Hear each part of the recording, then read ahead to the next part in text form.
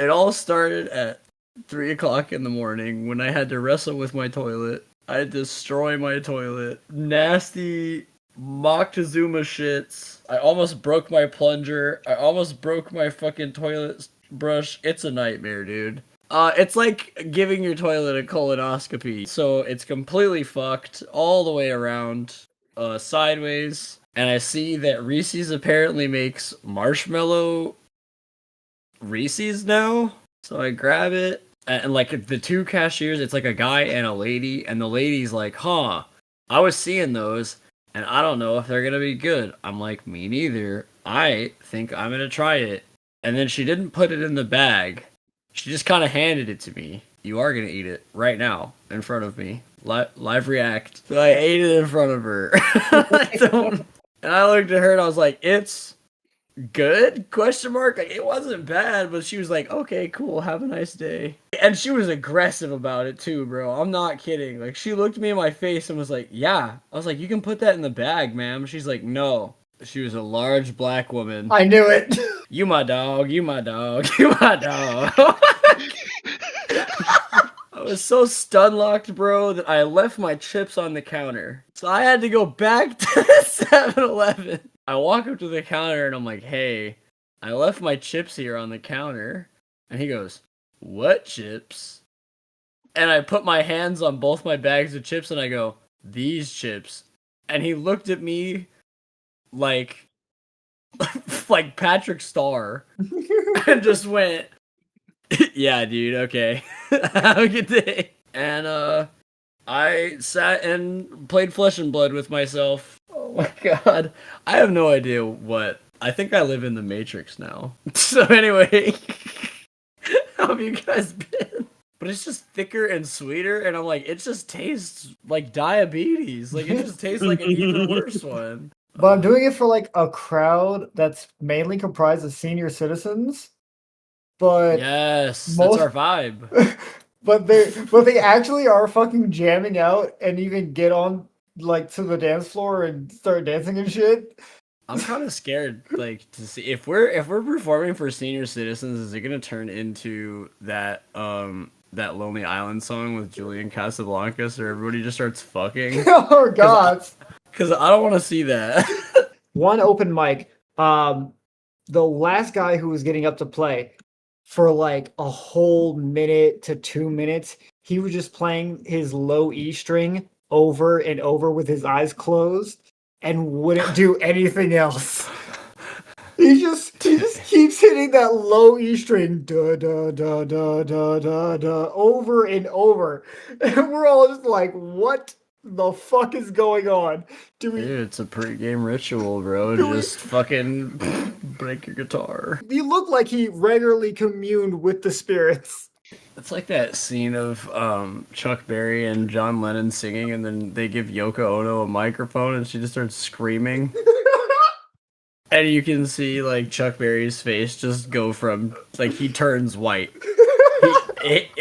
Visibly turns white on live television. It's so fucking funny. It's been a whole month and a half of those. He's at the bar drinking shit-faced. He goes, man, what brings you here? I'm like, I always come here. Man, what brings you here? And he's like, yeah, my baby mama and I got into a big-ass fight. And he'd tell me the whole story, dude. Like he did like a flashback episode. Yesterday, I was 192 days sober. Guess I'm gonna have to go erase my chalkboard when I get home. Anyway, bro, have a nice night. I tried to give him a hug, but instead he was just like, you want to beat me up in the parking lot, don't you? I was like, a little bit, yeah, I'm not gonna lie to you. He came and went from my life like a fart in the wind. Session before last, so you were there the very last when we, like, destroyed the apparatus. Okay. And then session before last was sort of trauma dump in its own way, I guess. You guys have Agent Davies, who you guys found out in the alleyway that was like tainted, as you guys are, just to the extreme extent. And he had been brought inside, and he got a hold of Agent Holt. Davies died, and then Bishop was the one you found. and then you bring Bishop inside and to where you guys are and throw down a mattress, and they try to attend to him. But he basically dies in the process of you guys attending to him. His heart gives out. And you break down to your handler, Mr. Sterling, what happened at the coil over the 60 plus hours you guys were dealing with those things. And the then you find Agent Davies outside. He gets attacked by something, and the Luther is teleported home, and had followed himself back to his wife Lori, who was at his rival house because lots of her family is involved and she has a background in that part of the neighborhood. And he basically debriefs to her about what's happened and shows his disfigurement, his what has happened with his He taint. shows him. He shows her his taint. Yes. Yes. You know, His which is Eldritch Taint. goodness gracious. Difference.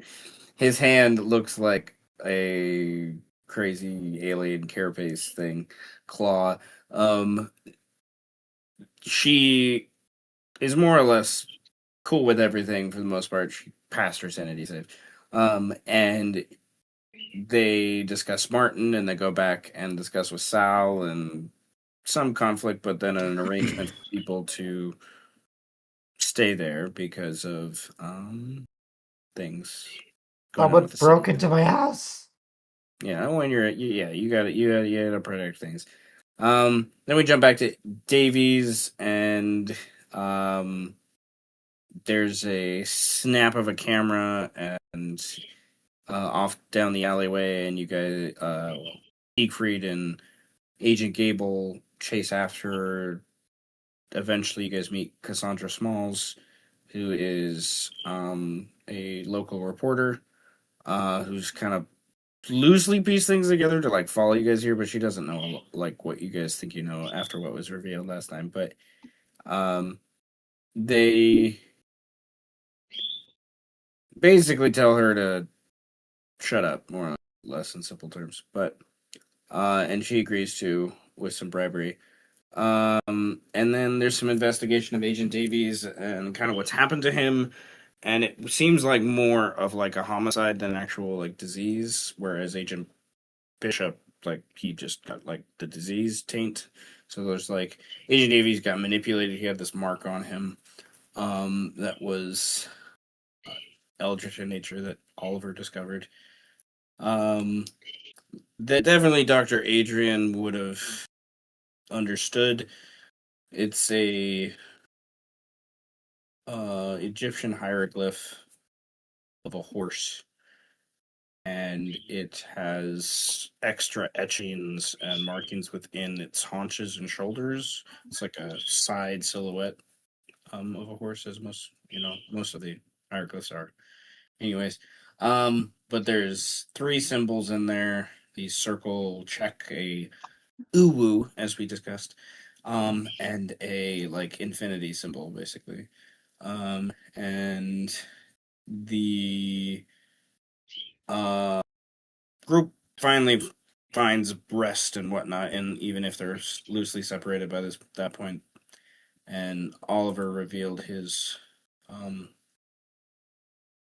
feathers growing from his leg, more or less, as his taint marker. Taint. Then last session we began Act 2 officially. And there was a week of downtime. So Brandon, you should have regained plus 14 strain of each type Holy fuck. from the downtime.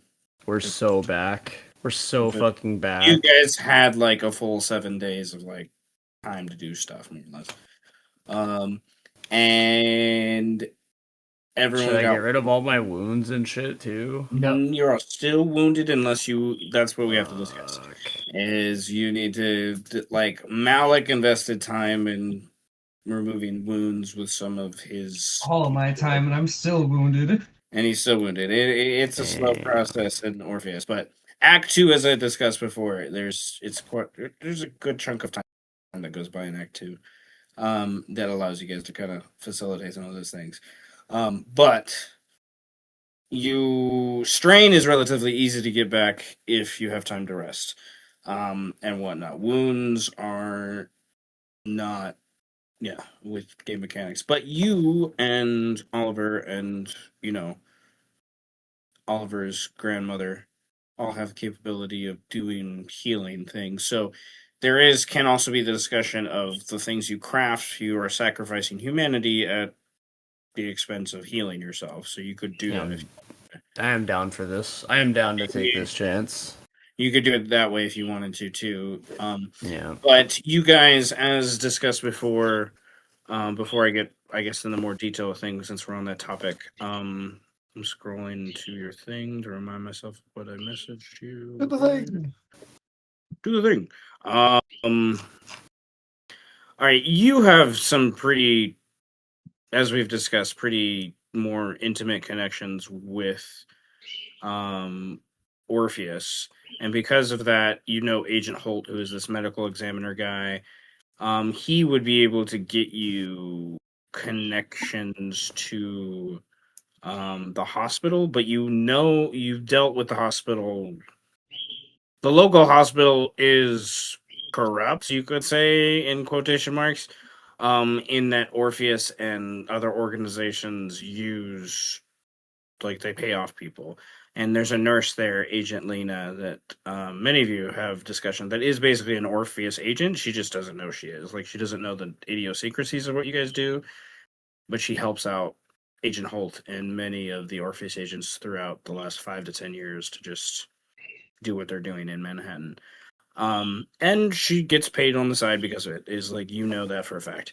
From things you've seen in the past. So she or even Agent Holt, or insert other idea here, maybe the shaman woman we discussed in the messages before, could be places where you could potentially do the intensive care that it's called in the downtime rules to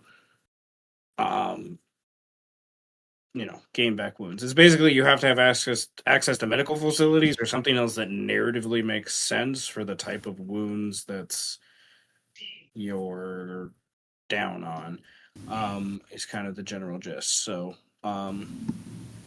but to the more specifics of things, the downtime rules are on page 88 in the document. If you guys want to look while I finish the report real quickly. I'll just bullet point real quick. See, you guys had an article published about you by Cassandra Smalls, even though she agreed not to. So, it was called "The Forgotten Fix What the City Could Not," and it identifies you guys as local heroes, who banded together in the dark nights of the outage and everything to not only solve the outage, but also save a group of strangers and teenagers at a drug-induced party fest down by the wharf that would have surely all died, was the general gist and some. So, because there was a gas explosion that happened later on. And no mention of any of the actual truth of what you guys happened. She wasn't actually there. She kind of like got reported after the fact, is very obvious. And she's followed you guys kind of, sort of. I have a more specific summary than that in the report. But for those things, when I have more time over the summer, this is one of those artifacts I would love to like have some more time to like write out and stuff. I think it'd be fun. But Malik had his at the end of session before last, Mr. Sterling disappeared. And no one knows where he's at because of the mark that was found on Agent Davies. He was connected to Countess Varma or Count Varma. You guys have not really figured out either way. They found wording of both. But the Countess Varma, as Agent Davies kind of was hinting more to, um, there it shook Mr. Sterling. And he's disappeared. No one knows where he's at. So Malik kind of has us as one of the more senior agents, and because of Mr. Sterling's own boss, the uh, kind of northeastern Orpheus director, named Munin Phelanbray, he kind of came in and Oh god. gave Malik Morton like command of the cell in Manhattan. So he oversees potentially about 10 individuals, including you guys, more or less, as you're all kind of considered part of the cell by this point, the agent cell. You know, And not to interrupt you, but somehow knowing that we are under Munin makes so much sense. That's all I'm gonna say. I It's just the 80s still, so yeah, thank you. I love it. I love it. Because this is it when he's young, you know. So, Yeah. he's like, he's still in his like 30s and stuff. So that's how I'm Christ. interpreting it at least. But he is kind of like Malik's handler, so to speak now, and Malik is kind of in charge, more or less in charge of you. But Malik, as we discussed, he's taking a less authoritarian vibe than Mr. Sterling, uh, with kind of the cell and leadership style. And there was some discussion how he just took time to kind of get to know people and call them in or go meet them, while he was spending a good amount of time at the hospital, like getting some intensive care for his wounds. And I kind of got the vibe, which I think is kind of interesting to play with as we continue, that Nurse Lena probably is someone that Malik has a decent friendship with, that he knows as another medical professional, or at least someone else in the city, is someone he could trust to help, and when shit hits the fan, so to speak. Especially if Agent Holt's not available, who's kind of he has first aid and stuff.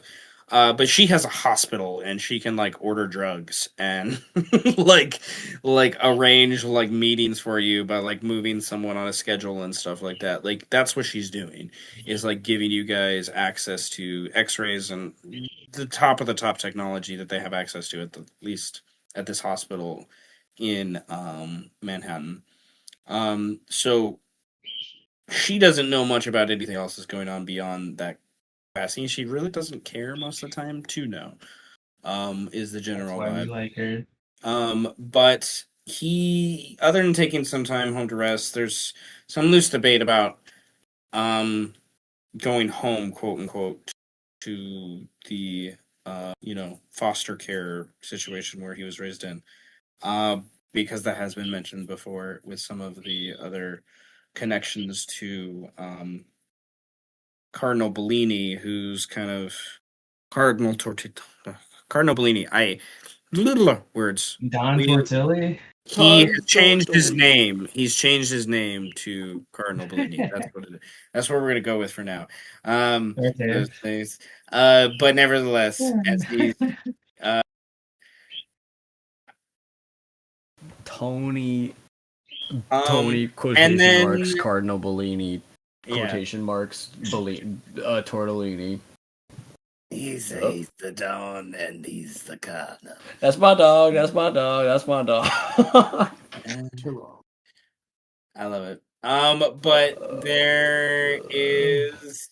He also meets with Serafina Abrams, Oliver's grandmother, and begins a crafting process to create a powerful abjuration charm to help protect him from some shit that he could do, that he demonstrated for her, as he basically can like turn himself into a frag grenade, but using like exploding the air, like spontaneously combusting the air because it's like psychic powers. So I loved it. It was good imagery.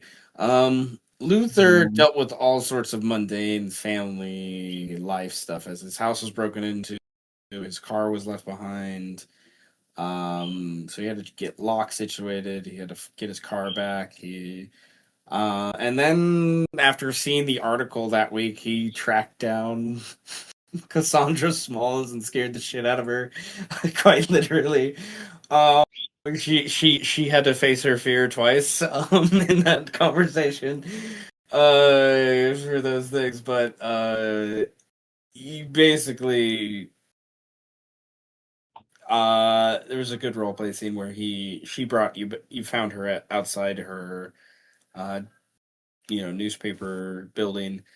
She's getting coffee, and you kind of meet. She brings you into a meeting room inside, and um, she confesses that she like in her reporting that she's gathered in the couple days after the event from the Sanguine apparatus. And like that night, apparently she found Martin when he was escaping because she was coming to there, and he was like one of the first people she talked to, and he just kind of word vomited some stuff and was scared, and she kind of helped him um get home sort of, and like get a ride home while she stayed behind and stuff. Was kind of the thing going in the back of my head. um and then she also interviewed a bunch of people, citizens and people that were involved in that night, that escaped and were not consumed by the sanguine apparatus. And with that, he warns her explicitly of like consequences of actions in simplest terms. Although she had good intentions, there's some shit that's gonna flack back, which is kind of like we loosely discovered. Maybe that's like, you know, part of why. Well, you guys are no longer as a quiet face. Like people know you guys now, in the neighborhood and in the city and things like that because of this article. So there's a layer of what that's gonna bring as we continue. I think in some capacity, but um, he goes home.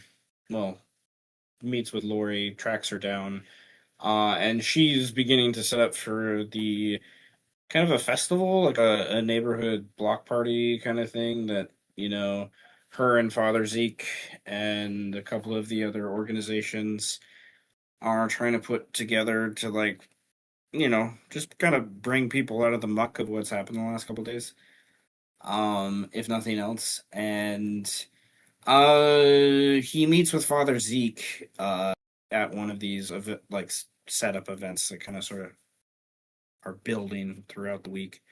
Um, and he discusses with Father Zeke about what he learned about the Cardinal and how he might be involved with what happened with the cult situation. And Father Zeke was there during the second coils, as I'm kind of defining it for you guys. Um, when you guys were met, um,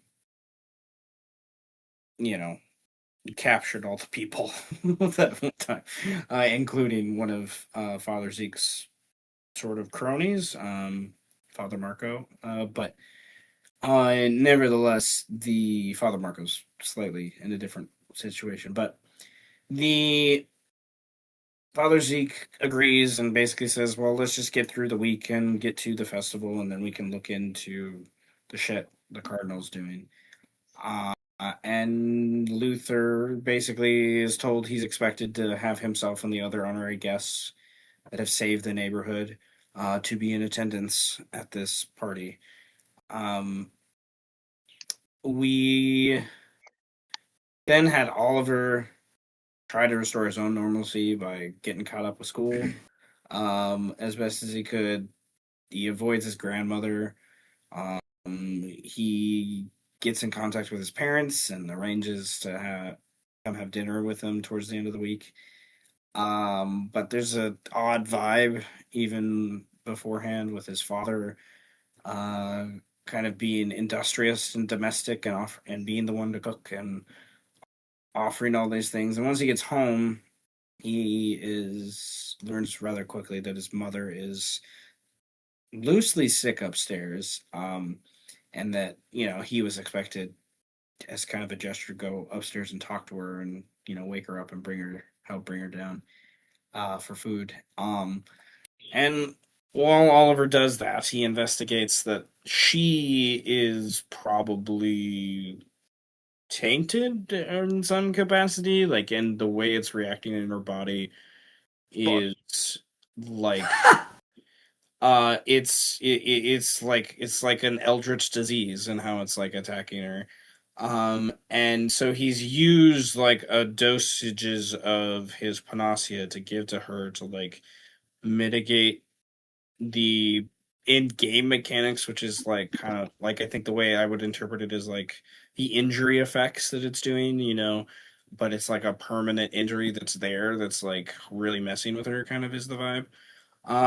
So they go down and have a very lovely dinner thereafter, kind of getting with family and whatnot. And there's some discussion about how Oliver needs to find people to better help him cure this or understand at least more about it, with how it's actually manifesting. Siegfried spent his time being a rock star. I enjoyed the Hell imagery and yeah. writing that through last time. He spent a lot of his week just going to different parties and bars and just like helping the city get back to whatever they wanted to do, kind of vibe. And then he also takes an interesting turn that is one of the many things that I enjoy about how Greed role plays his characters is we go to tea making and he gets in contact with the nun he scared the shit of by slamming his axe into the hood, and she is in fact Chinese. And they arrange a date, I guess. I don't know is how I would describe Chinese it. Catholic Vikings, Chinese Catholic Vikings. And They're trying to make me make babies. yeah. Yes! I'm here for this. I'm here for Yeah. this. And she decides that she needs to teach him the proper way of the tea ceremony, for her style. And it's kind of like this really cute. It was a very cute scene. I really enjoyed the role play of it. Where he basically admitted he would love to have someone that can help him escape from the chaos he's in right now, including like she's taking it as because she does know part of what's going on, but there is a vibe that she's like, oh, that's cool, and she definitely enjoys as the nun and the sister of faith to hear what you say. But I will admit, Siegfried, she's not on that side of the field yet. So, like, by any means. Well, what I just heard, I've played so many Dungeons and Dragons games with Seth. What I just heard was a sentence that he took a pink highlighter and highlighted it and said, Siegfried is looking for somebody to help him get away from the weird things in his life. That pink highlighter is now she is going to die. Is what it sounds like. I have played so many games with this man. The pink highlighter is out, and she is going to. It's not even going to die. She's fucked. going to die? Question mark. Like, we shall see. That's funny. Nevertheless, either she will die or you will die trying to save her. That's how it goes. Well, come on. Sounds like a Viking stuff. Chinese Yeah, Catholic Viking babies. I I'm here for this, chant. It's kind of hard. It's kind of hard rolling off the tongue, though. It is hilarious, though. That's funny. Well, he leaves the date, and he goes home,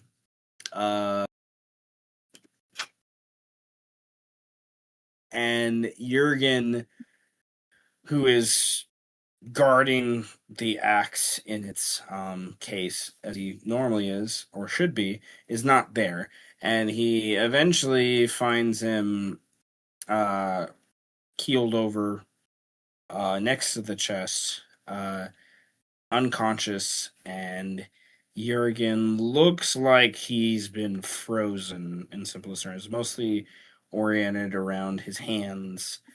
And Siegfried dashes to the nearest phone and calls upon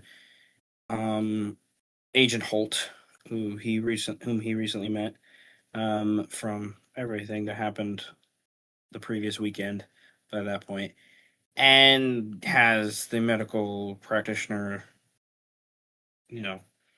dashing his own way across town to assist with Jurgen, as this is obviously not something.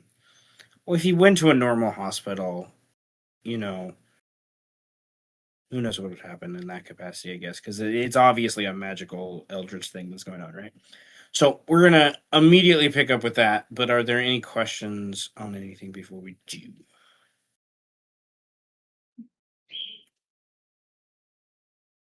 Nope. No, I think we're good. I kind of just making sure Jürgen Questions? doesn't die.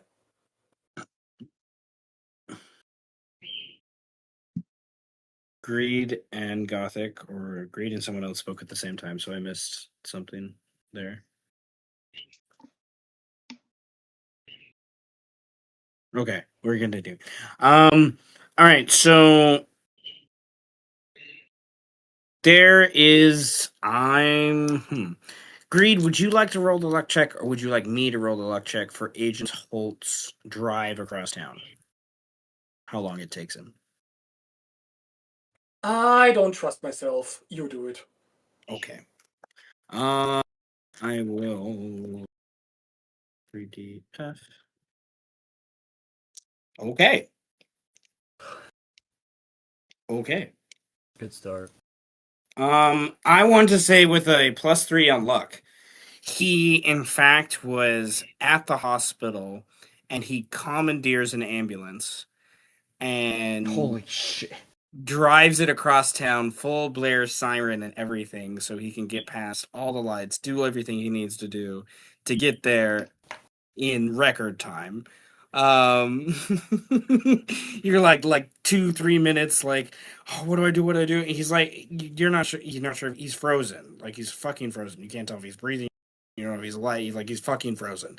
It's just like what you don't know what to do, and it's not like you like maybe throw a blanket on him or whatever. You're not sure what to help with. For those things, and it's like 2-3 minutes, and then there's a on the door, and like he doesn't even wait for you to open the door. He kind of just like kicks it open almost. So you like as soon as you like twist the handle, it's like push you back. And Agent Hold, where is he? Where is he? Right over there. He gets down. I don't know what to do. What? You said he was frozen. I thought like ice. This is. And he touches him, and he's like cold to the touch. You know he is, and it's like ice cold, but it's not like ice. It's like crystals too at the same time, and it's like, he goes to his bag, and he's like obviously overwhelmed and a little confused, and he just I don't know what to do. He's just starts to do like kind of basic first aid triage stuff. Is he breathing? Is he doing the thing? So I'm gonna have him roll a perception based first aid check just to see as like a tactics, I think, roll to kind of see what he even can tell about breathing and heart and stuff, so he knows what to do to help with the actual first aid roll he can do. You can assist with this if you would like with a first aid perception or a perception based investigation, or you could just leave him to do his thing if you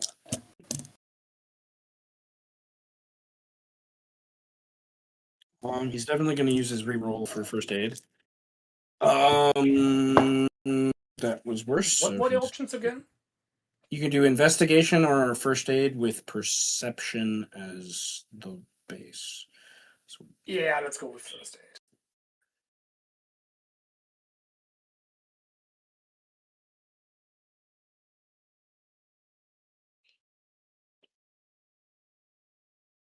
okay. Rules. You, with that roll, notice before Agent Holt that he is breathing, and then Agent Holt is like got a stethoscope out and is kind of able to like I think I hear a heartbeat. It's very, very slow and shallow. Um, I well, uh, all right. Um, you are successful enough to with that check and your assistance to give him a +2 on the actual first aid roll to assist with this. To kind of like maybe make him conscious or something like that is the idea here. But this difficulty is much higher because you don't know what exactly you're looking for. Um, so at the same time, so you can, if you have, you can roll a help by doing a first aid dexterity with him, or you can help by doing a knowledge because it's magic, a knowledge eldritch if you have it. I don't remember if Secret does right off the top of my head.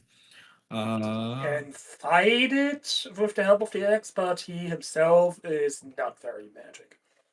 No, nope. Okay, so probably your dex isn't that bad. So probably if you want to do a first aid dex check to assist, you're more than welcome to. And ooh, you get a +1. That's good. He's already spent 3 strain. He only has 2 more strain left for this scene.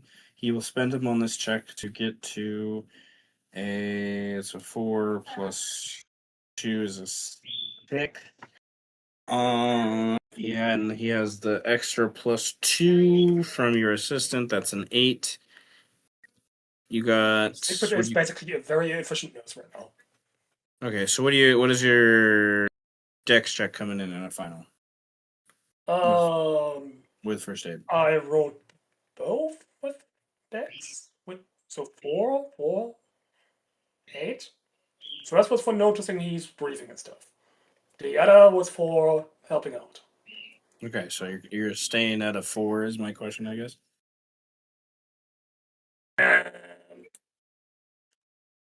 Let me pump 2 straight into it just in case. Okay. So if you pump 2 strain into it, you'll actually give him a positive with collaborative checks. So if you stay at a 4, it's actually where it starts to be negative. But good things. This does, however, because he's out of strain, he gets to spend. Okay. This does, however, like Agent Holt is shook as he's doing this. Like he is like scared Jurgen's gonna die. It's very obvious.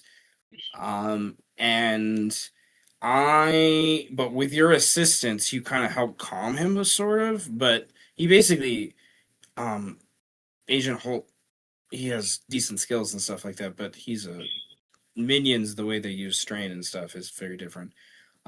So he had to basically all his strain to like do what he needed to do here. And one of his motivations, his fear, kind of is very.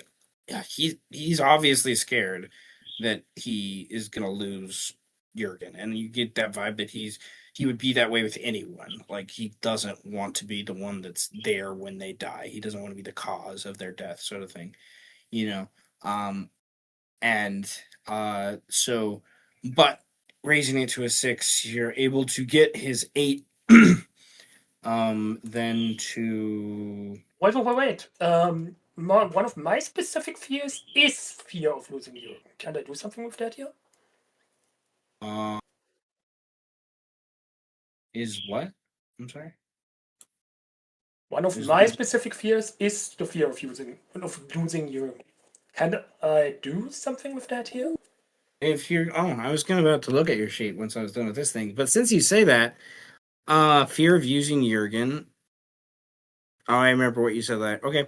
That's you have to face your fear if you want to continue on with that. Which is well, yeah. When you face your fear, you have to spend 2 mental or spiritual strains. So you can spend 1 of each, or you can spend 2 mental or 2 spiritual. And you can put a marker next to that fear. And once I'm gonna put a little 1 on your sheet right now just to kind of signify where it would go. But once you've faced it 5 times, then you can say you've like fully confronted it, and we can remodify what the fear is and how it applies in game and get bonuses. I can exploit the fear in a different capacity, but for how that makes sense right now, my brain wasn't there yet. So, but nevertheless,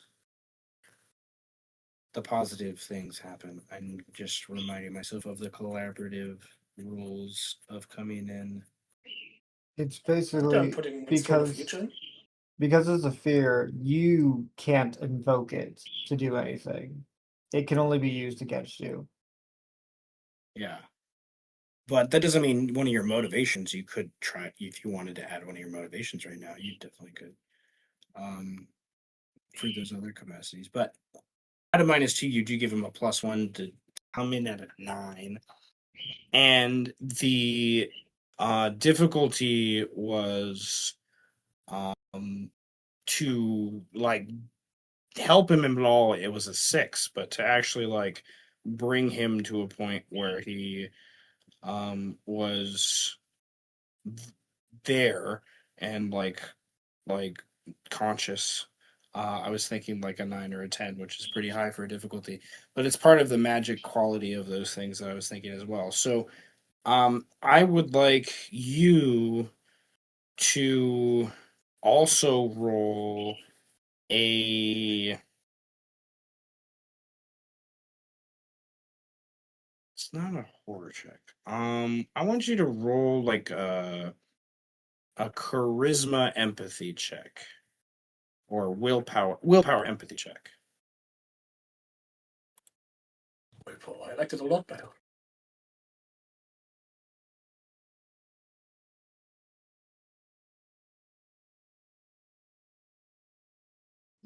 Damn, my roads are popping off today. Okay, you don't have to spend any strain. That's what we like to see. You don't have to spend any strain with that at all. As you're helping him, you slowly start to get this vibe, and like Agent Holt does too. That you, as he's coming back, you're starting to help him more and more with your less dominant hand, and you don't even pick up on it until Agent Holt says, "Are you all right, Siegfried?" And you're like, "Yeah." And you're like, nod at him, and then you look down, and in your dominant hand, the axe is like handle is there, and it's like your other hand is like taking the axe from Jurgen. If that makes sense. Like the crystal that's part of him was like the axe like latching onto him or something like that, and it almost is the impression. And it's like as you guys do this, and it's one of those things that I think Agent Holt even starts to bring out like occult, like he's not like Catholic religious, but I think he might even bring out like incense and like do these like magical oils and like wipe them on the guy's forehead and like bring out like different like old I prayers would like to add to that. and things like that as well as he's trying to like bring this guy out because he slowly started to realize that this is more of a spiritual affliction than an actual physical affliction if we're gonna like calculate wounds and strain and things like that. So I want that to say that Siegfried holds up the axe to his face, glares at it, and says, You and I are going to have words later, and they will be unkind.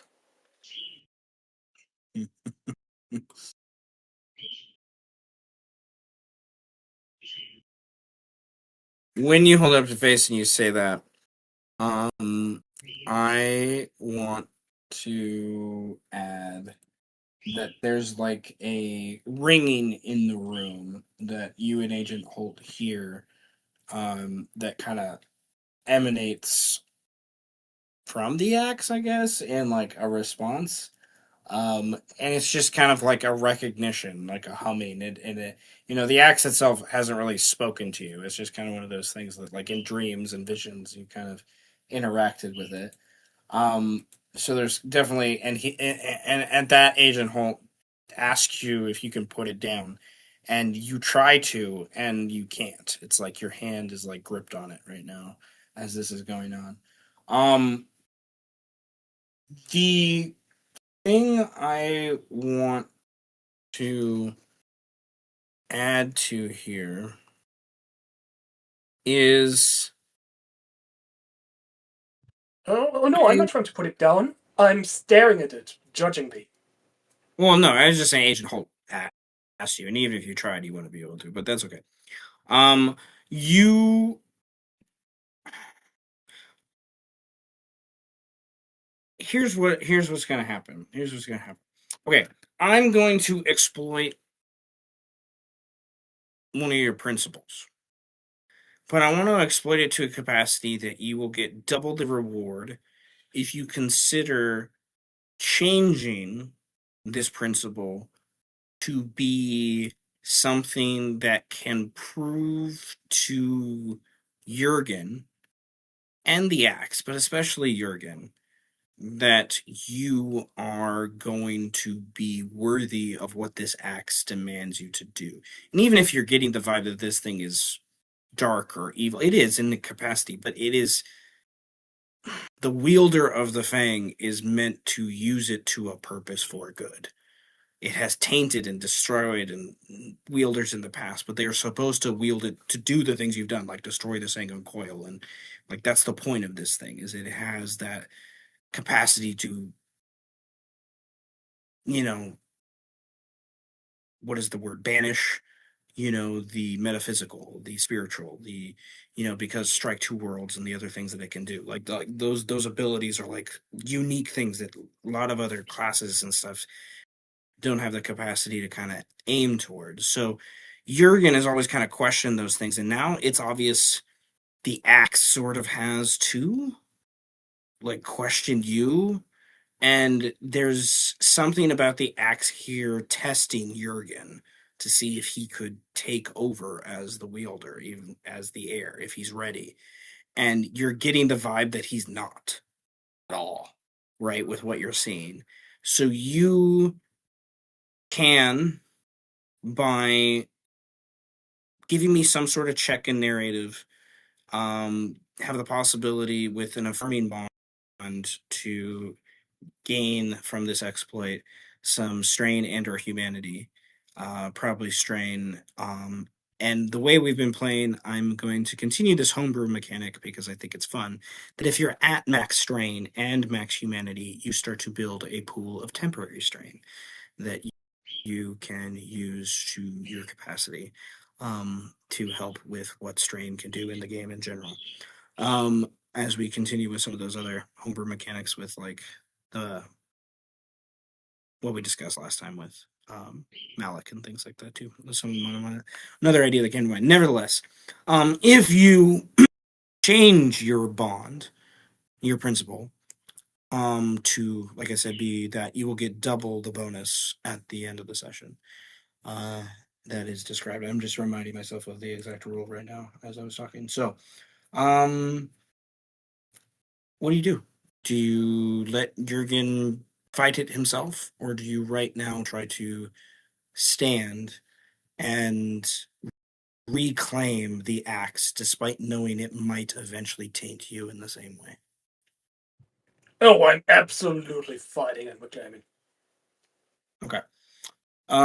So as an affirming, it's potential to be humanity, but nevertheless, it will probably turn into that temp strain looking at things, despite what's going on here. So, how do you go about doing this? I want to leave it open to you to describe how you want to approach this. This is a check that you must do. You can decide the skill. It can be any skill of your choice.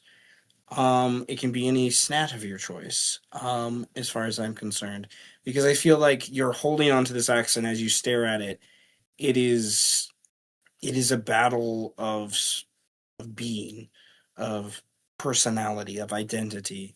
So it's kind of me like, what do you want to choose as that thing to? And if you want to do a hybrid check, we can do a hybrid check, which is a hybrid check is choosing two different skills and two different attributes that apply to each skill, and you basically use the bonus of the lower of the two, but it implies that mixture of capability and effect and other things like that. And then that gives you access to the two different types of strain in simplest terms, so you can kind of split the load in that capacity. But what do you want to do?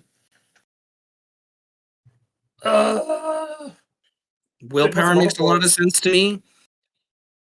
Willpower makes a it's lot hard of to why I sense. leveled willpower up. Definitely, willpower makes a lot of sense to me. You could use the axe skill, I think, in this metaphysical sense with a willpower check. You could use discipline. Makes a lot of sense to me. I'm also fine with like a vitality check. I think would make a lot of sense. But like instead of one of those other skills, I could see vitality, empathy, or vitality endurance, or even another vitality kind of like stability or discipline check as your like body and you know because you could use since you're holding on to it, you're kind of using more of your physical form to kind of command it, if you will, for those things. To me, perception and focus I don't think make a lot of sense, but if you want to make an argument for them, you could definitely make an argument for them. I don't think dexterity makes a lot of sense, but if you want to make an argument for it, I'm open to it. no, Charisma I'm going with willpower. charisma And I could make want sense to if you wanted to do like a presence or empathy and like talk to it and convince it.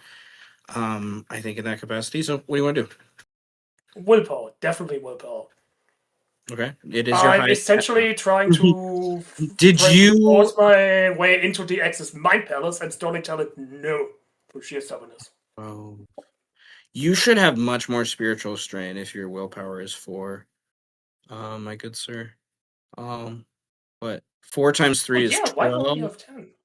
4 times 3 is 12 plus 1 each for charisma. So you should have at least 14 spiritual strain, unless you've spent some to in your level up from the max strain bonuses that come from level up. But nevertheless, you can give yourself Spent some any of current. those yet. Okay, so willpower. What skill you want to use?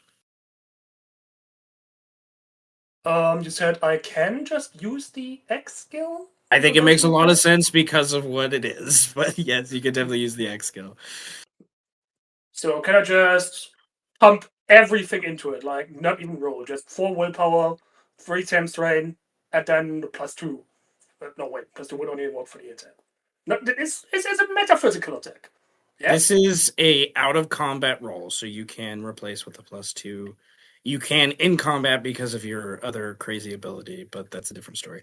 So Then replace +2, 3 temp strain, and yeah. okay, so that's 5 plus 4 is 9. Okay, Yes. describe what this looks like, good sir. As the axe bends to your will reluctantly. The difficulty was a 8. Basically, I give the X the most disappointed dad stare.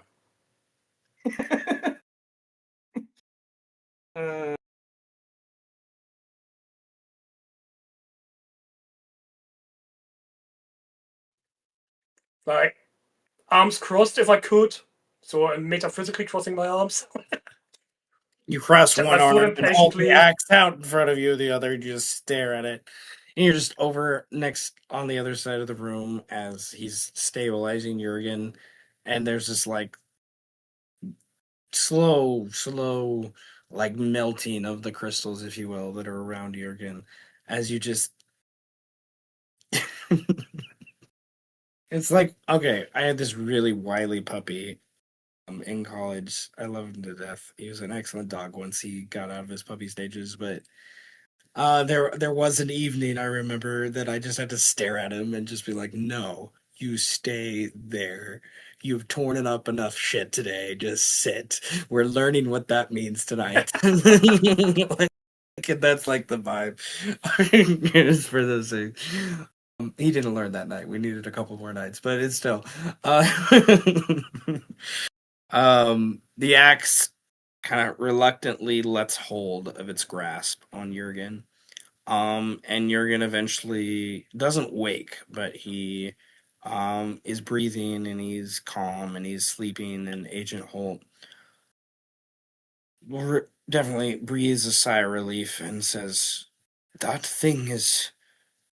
And he just shakes his head, not knowing what else to say. And he packs up his stuff and gives you a pat That on the thing is shoulder. stubborn, is what it is, but not as stubborn as me.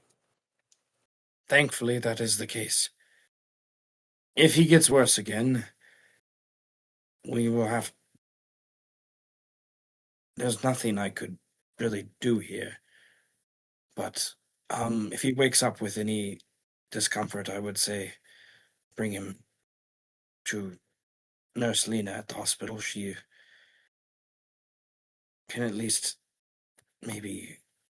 He shrugs just confusedly himself, and he will leave unless you ask him to stay for some capacity. Hey, thanks. If anything, you've provided a lot of moral support that I needed in that moment to do what I did and tell that thing no. He just kind of nods and waves you off with what little thank you he can muster after what he's witnessed. Thankfully, he has seen some crazy shit, so it didn't require him to roll a horror check in the last couple days, but he is definitely probably going to report that Malik would eventually hear about that in the next 24 hours from this event about Siegfried's friend being um, attended to from some weird crystal magic, if you will, that came from the axe. But Jurgen rests. You eventually probably find some rest that evening yourself after the drama of that.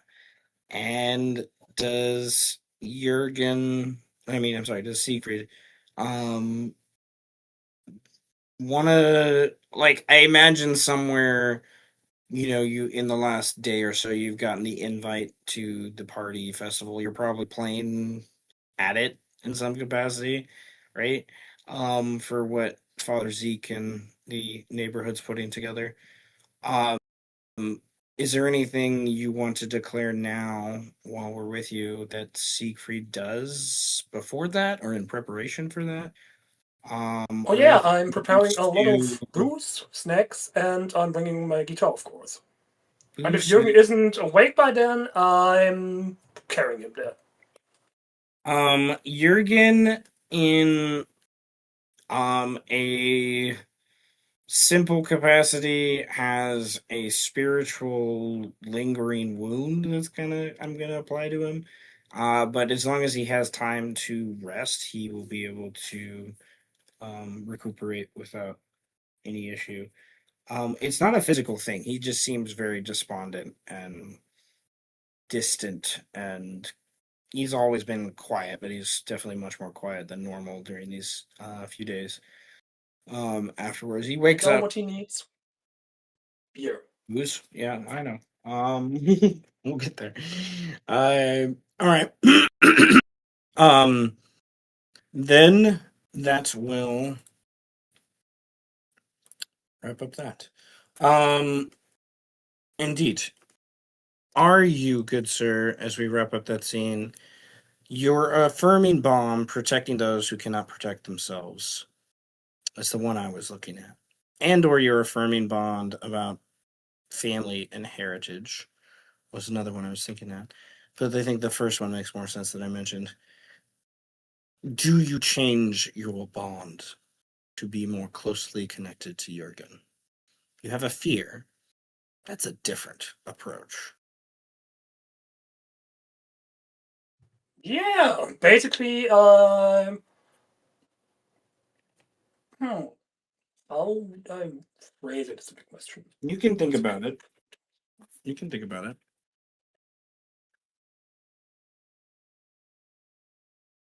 I'll think about it. I'm definitely Uh, changing it, but I'm thinking so- about how I'm phrasing it. something that I was thinking that maybe I could add my 2 cents in is something to the capacity of like, rather than Jurgen being like just a guy who's there for, that's kind of what he's been for the first 10 sessions or so. It's like carrying your thing around. Maybe that's the simplistic approach to me is maybe the more simplistic approach of like just saying he is actually the heir. Like he is my heir. He is the guy that he's my apprentice might be a better word, like I don't know, like he's your He's my student, like homeboy. there's a for those things that can that could be a very simple approach to kind of help bridge that in, but then do know I will exploit that more often, as we do as we do I will. uh Yeah, that's gonna be He the fun part will of it. die? Rocks fall, everyone dies. look, A he almost just highlighter died. comes out, Pink and highlighter? Jurgen pink highlighter. Yeah. I was doing some searching earlier and I found a picture of Jurgen that I really to represent Jurgen I really enjoyed. I'll share that later once I can figure out how to copy it. But because it's in a doc that I have. That would bring us to basically the end of the week. Saturday night. That would be like Friday night. Saturday morning is when this happened with Jurgen. Saturday night is the festival party thing that Luther and his wife and Father Zeke and others have invited all you as honored guests and heroes of the neighborhood and city to attend. So you kind of have a day to, if there's anything you want to declare real quickly or narrate in more detail, I guess, about like preparations or quick scenes you want to make sure get done before the party or things you want to make sure, hey, at the party, I want to do this, so that, I know to kind of set aside, a scene for some of the things I have in mind. Um, yeah. Anything, ideas come to mind, gentlemen? since it's been a full-on week, before the party starts, because I assume Martin is here, Oh yeah. because He's been wrapped up in getting back to school and stuff, but he's been around, yeah. I mean, I just naturally assume he's here because I'm sure his mother is the type to drag him into these types of things forcibly, if necessary. Well, he also snuck out too, so yeah. Yeah, so I think after a week, Luther, before the party starts, would want to have a one-on-one with Martin.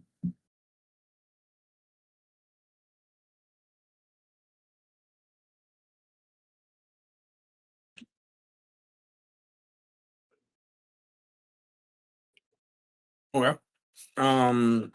Cool. Okay. Cool. Before we get to that, is there anyone else have any things beforehand so I don't forget to get to it.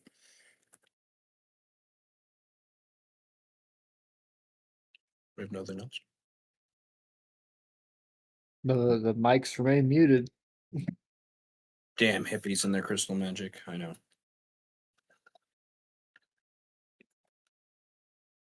That is 3 Mississippi. I will take that as enough. I will take Higgs's comment as the unanimous vote. Nevertheless, okay.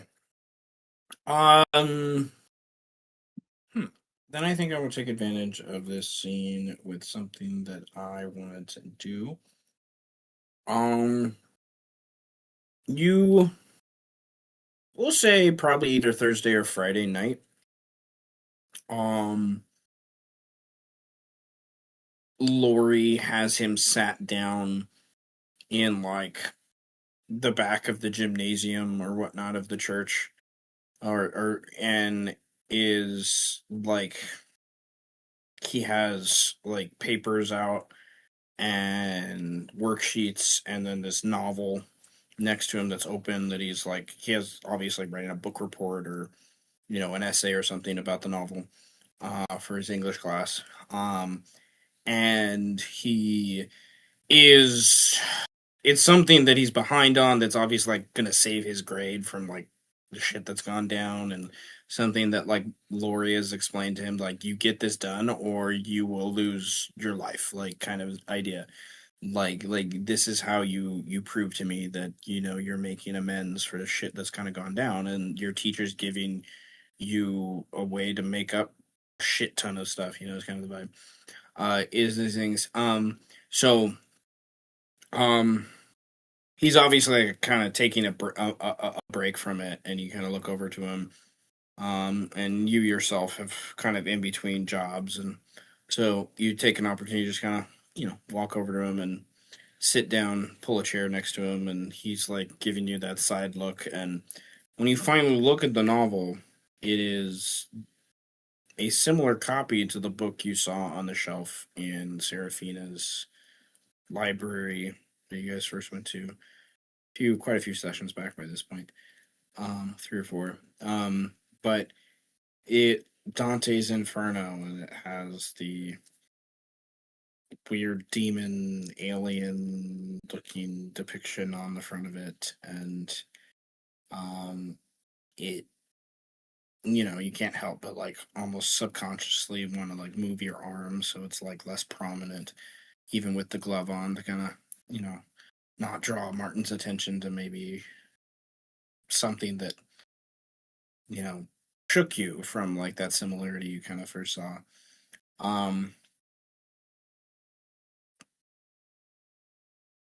He's wait, yeah, sorry, go for it. You can keep going in a second, but I want it known. I'm having a tough time getting into character because fuck you, Seth.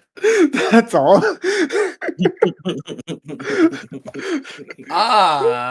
You've insulted God, which means Martin has been pink highlighted. You think he wasn't pink? You think both him and the mother weren't pink highlighted before the fucking goddamn campaign started? Oh, because it's funnier. It's funnier to do it now that we've mentioned it. It has been pink highlighted twice. Yeah. Oh my god, No, it's like double well, pink highlighted, so it looks ugly and gross. And then you get out a green highlighter to underline it, so it like adds God. extra emphasis And on the blue one to circle That it. shit was already written in like red pen, bro. It was fucked from the beginning. Red pen on pink highlighter, you diabolical English teacher, you son of a bitch. No one can read that. Nobody can read that. Well, there's gonna be something you're gonna be able to read very soon.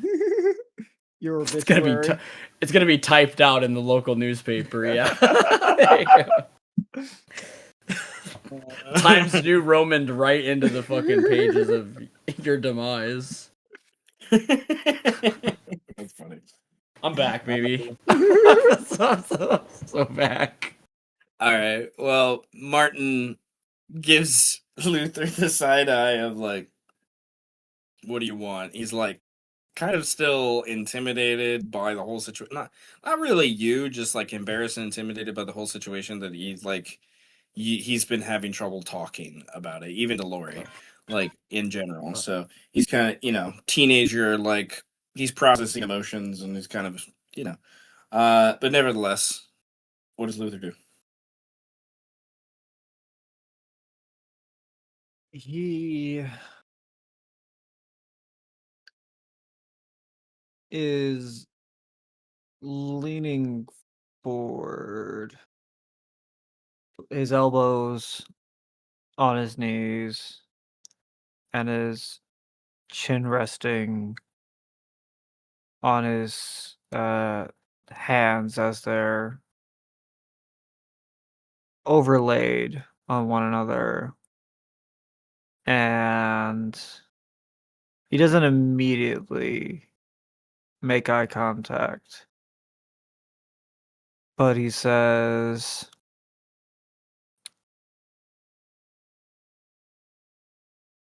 "Be honest. Do you think me a bad dad?"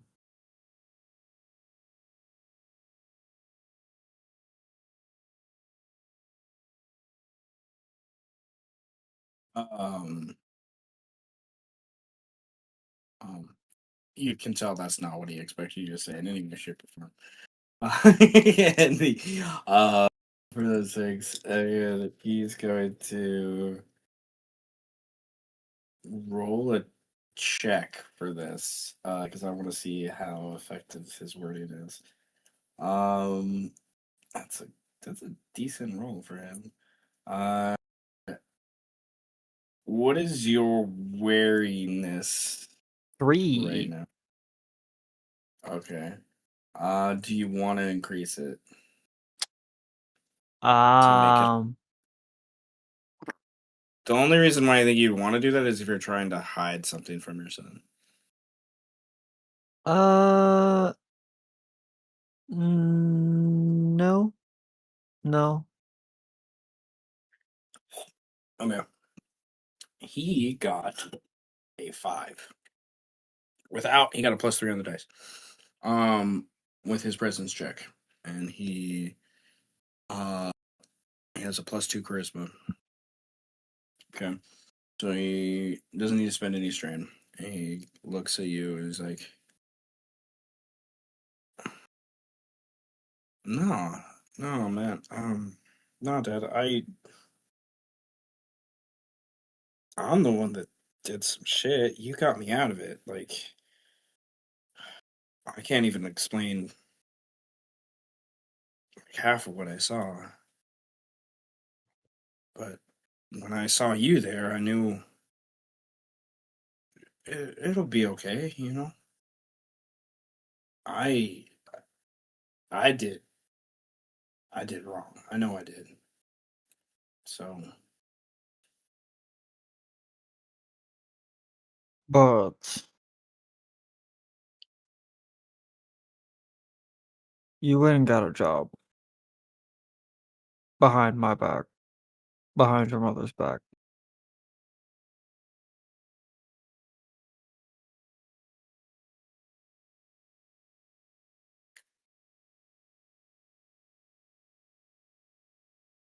yeah, I at first it was just like $20 a week to do odd stuff. Like it didn't really matter. He was helpful for lunch and press a couple girls with something. And then it just spiraled out of there, man. I forgot his friend's name that we met forever ago, but he mentions that kid. We got wrapped up into it, and I mean, it's good money. It was like, Dad, I made like $300 last week to like just move a car. Like I. And then he hears what he's saying out loud, and he realizes like how horrible that could be. Like he didn't even think about what he was doing and what he was moving, what was in the car. He just like shakes his head and puts his hand. He's definitely a little like blushing, a little bit embarrassed. He's just like, I don't know. I'm sorry, Dad. I just shit. Let's push aside any moral implications here of what you did to make the money. Okay, let's push that aside. It's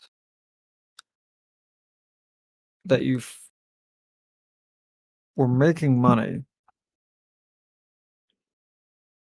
and you didn't think to tell me or your mother about it. That's what I'm getting at. I was going to last week, and I should have sooner than that. But then I met that guy. He scared me. I don't. I didn't. I thought if I said anything at that point, it'd just make it worse for you all. So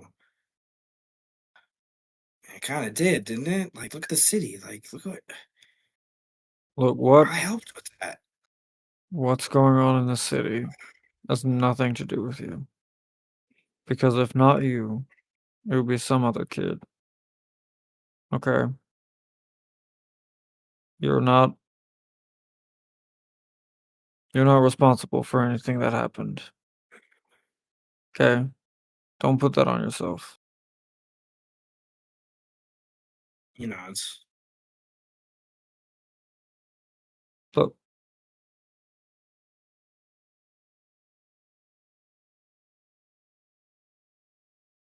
I don't want you thinking that you need to hide things like making money. Like that's the part that I'm more concerned with. 'Cause it feels like perhaps you might think I'd be disappointed if you didn't want to work in the shop to make money. Whoa. Well, I hear you and Mom talk about what life was like when you grew up and the things she's even hinted to that happen on the street. You want me to work in the shop? No, I don't I don't need you to do like I did with your grandfather. Okay? I became a mechanic because I like being a mechanic. I just I like messing with cars, tinkering, studying engines, wiring things together. That's what I like to do. I don't expect it out of you. Right.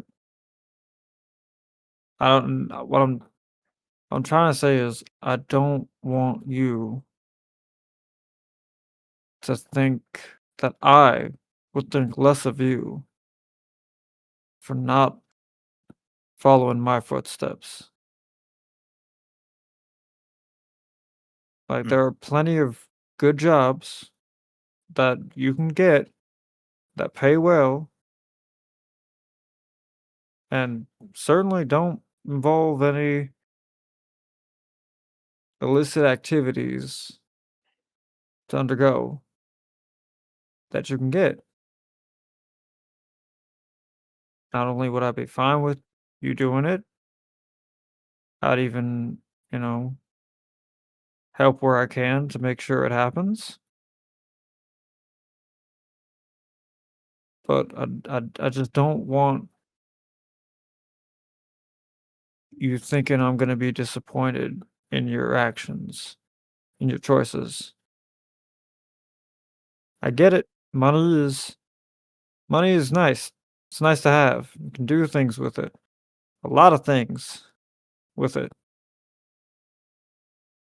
So I'm not blaming you for wanting some money.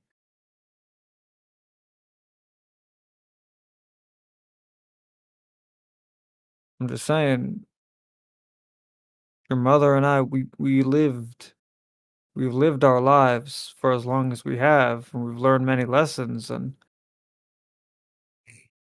you have every right to ask us and learn from our mistakes and from our successes at the same time.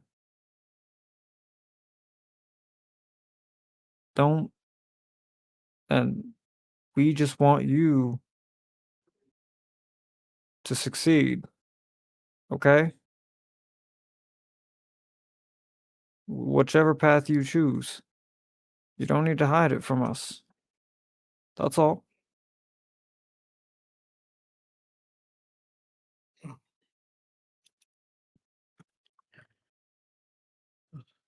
All right, all right. I I hear you, Dad. I'll I'll try to be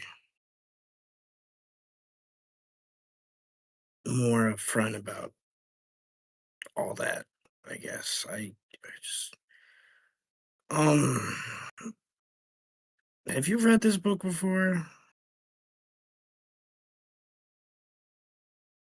He gives you that look of like I'm drowning in the cesspool of literature, as a teenager often does. I see this look many times a week. Uh,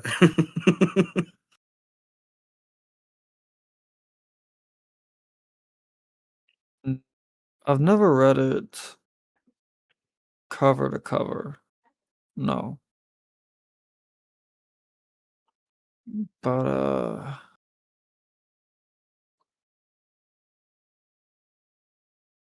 mm, uh, don't get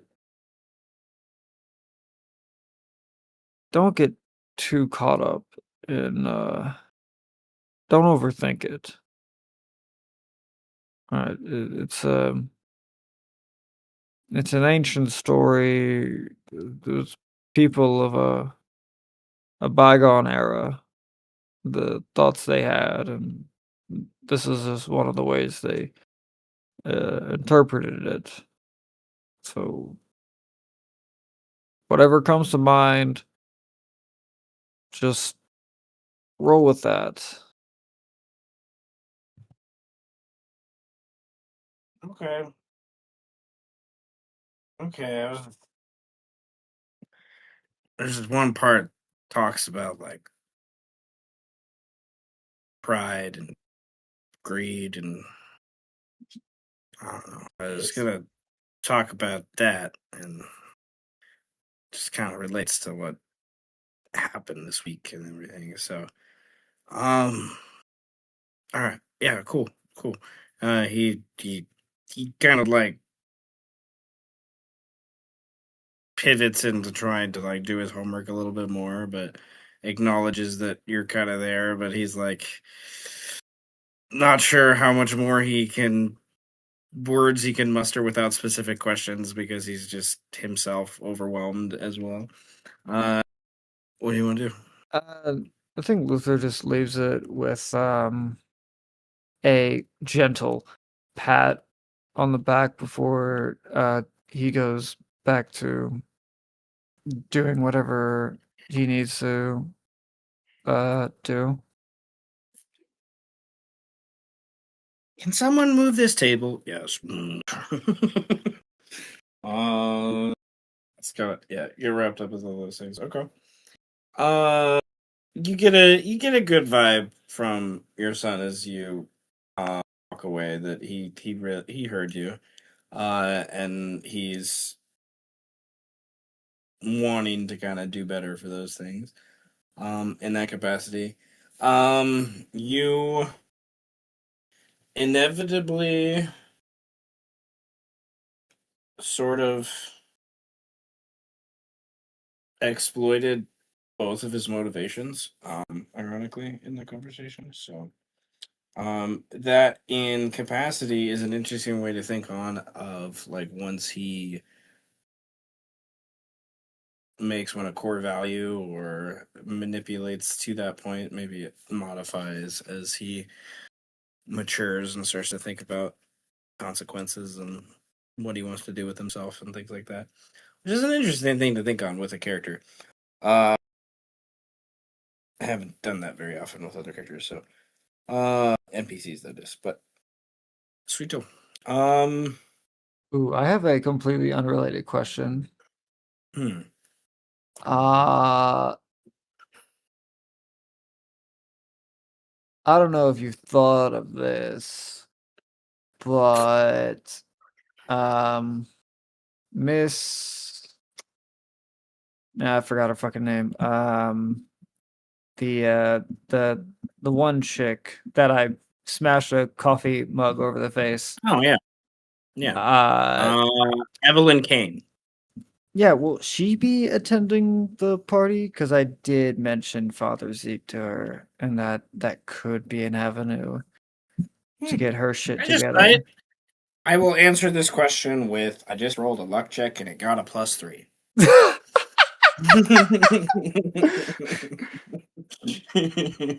So I am now going to my other Google Doc to open her sheet. That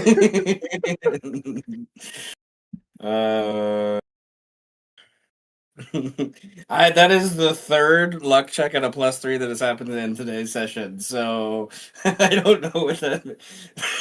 This is the calm before the storm. We're all gonna die. Wild stuff.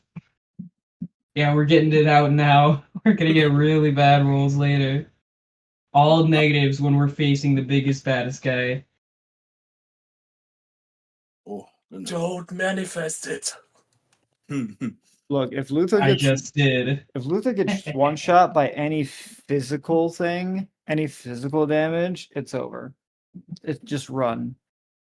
Give up. Humanity is doomed. in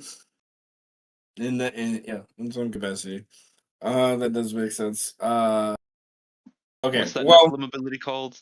Death laser or something? Oh, Death laser is crazy. They have one of those? that's a name. They gave you a fucking laser? I mean, it's called Profane Soulfire, but Death Laser is a My name you mistake. can use. There's something else I feel like there was something else that had just straight up death laser. I'm firing my laser! Might Blah! be talking about Mallet. Possibly. I mean, I do shoot lasers. Malachor explodes, though. It's also got laser beams. He does. They're kind of invisible laser beams if you think about it. He just kind of Yeah, looks that's at why people. they're He just phaser looks at guns. people and they're on fire. They're just like he's just, oh well, okay. Okay. I love it. I see it in my head. I do really enjoy the picture on page whatever page that is, 174, between the Nephilim and the occultist one. With that crazy carapace spider arms coming out of it. Okay. Well, as I open a sheet that I wasn't expecting to open at 100% today. But I enjoy it. Let me give her strain back. Last time they went to the hospital, so they're somewhat unwounded. I'll give them a couple back. All right. The new scene of the party that we are going to uh, will involve all of you wonderful peoples and a couple other NPCs, and then a slew of random NPCs that don't have names that you can name at your leisure.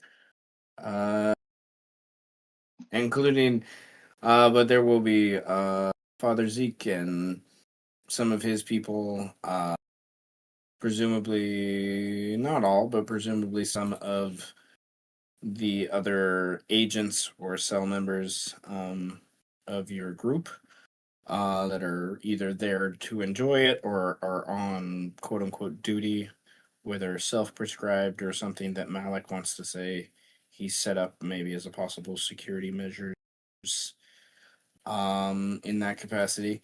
It is a very impromptu sort of thing, so I don't imagine it, being too formal. In the capacity of like what people are wearing and doing and whatnot. It's like a street party, and then like the church itself is kind of the central hub of it in a lot of ways. But the streets get, I imagine, absorbed with the neighborhood people setting up tables and chairs and barbecues and you know uh, grills and the like, and bringing out things that they've made throughout the day, and radios and boom boxes and whatnot being played, and people that down on one corner of a street, probably a couple live performers, then probably some sort of main stage that's been set up loosely outside the church that Siegfried and presumably other performers have been doing or preparing various sets to play throughout the day and Family evening. friendly. Yep. Definitely. Thank you for the reminder. This is a very family venue. There's kids and games and just whatever going on. And it's probably just kids just hanging out doing stuff too, just as much as like weird games that have been set up or yards that have been made or basketball games that have been drawn on with chalk and things like that on the street. But like cars have been blocked off and stuff, so like certain streets in part of the neighborhood just other people can't drive to, and with the other elements of what the city's still reeling from, it's either expected the authorities leave them the fuck alone or come participate in the festivities. It's kind of like there's a like the city people are like, this is what we're doing, and Father Zeke and Lori and other city leaders, I think there's kind of a somewhat surprise from everyone by like the turnout of like how many people are out on the streets just enjoying being together. And it's just like it's one of those things that I think brings a softness to the capacity of people to realize that we can come together and find a common spirit after some horrendous events that have caused chaos and turmoil. To that capacity, I would like each of you to roll a D3. And that is how much humanity you gain back from the party and the aspect of the city. Obviously not destabilized from all the shit that could have happened. Can I give it to anyone if I'm full? You can give it, or you can start to accrue some temporary strain that you can find a place on your sheet to account for. To Does anyone use. really need it? Different people will do. Not I. I'm all right. By all right, he means. Oh, Yes, you're but not I'm as bad. saying You're those not are as bad. visual You're effects. not as bad as Dr. Current, but Pink yes. highlighter. Okay, Dr. Current and Oliver definitely need humanity the most of everyone. I'm about to spend all of that bitch to get rid of some wounds. I have a plan. You know what? Then an extra 1 might just save you. Take it. Sweet. You have Dr. Kern has a wonderful conversation with Siegfried before he plays the song, or Siegfried plays a song that just touches Dr. Kern's heart in some capacity, his cold, dark heart. I imagine that Current has no nice clothes, and so he's just kind of like off in a corner or some shit. Yes. Meanwhile, Pinky is like also like has to hide a little bit more, and is like munching on a giant piece of chicken. I don't know, this month and a half I've been gone, I just keep getting flashes of Current in a warehouse making, like, meat shawarma. Like, so he can just, like, feed it to his fucking rat. Make this rat big as fuck. I'm telling you, dude, I'm turning this rat into a dragon.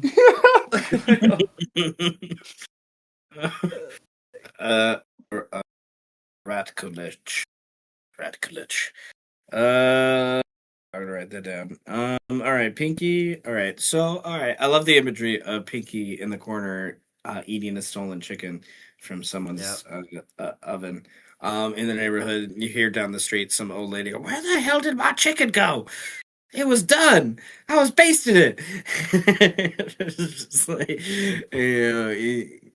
I love it. Okay.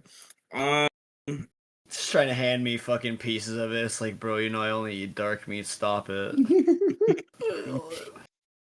It's the most nutritious part of the chicken. Okay. So there is like the central stage. The sets are going to, and there's kind of there's a sort of like they're pulling together to bring people to the church to kind of have this like, hey, thank you for being here kind of vibe. And like, hey, everyone coming, speech, kind of vibe, I guess. Father Zeke wants to say a couple words, if nothing else. And that as everyone's kind of getting in the middle of food and celebrations and drinks and whatnot, before people get too drunk to where I'm not going to listen to anything anyways. So the people start to gather around the church. The loose makeshift stage Father Zeke gets on. He has like a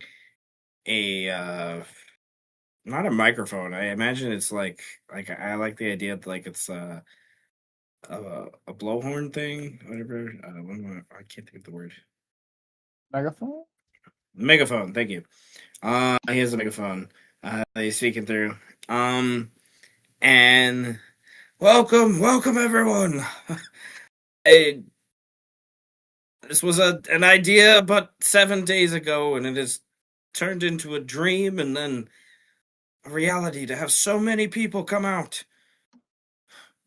to show solidarity for our city, to prove we and our love and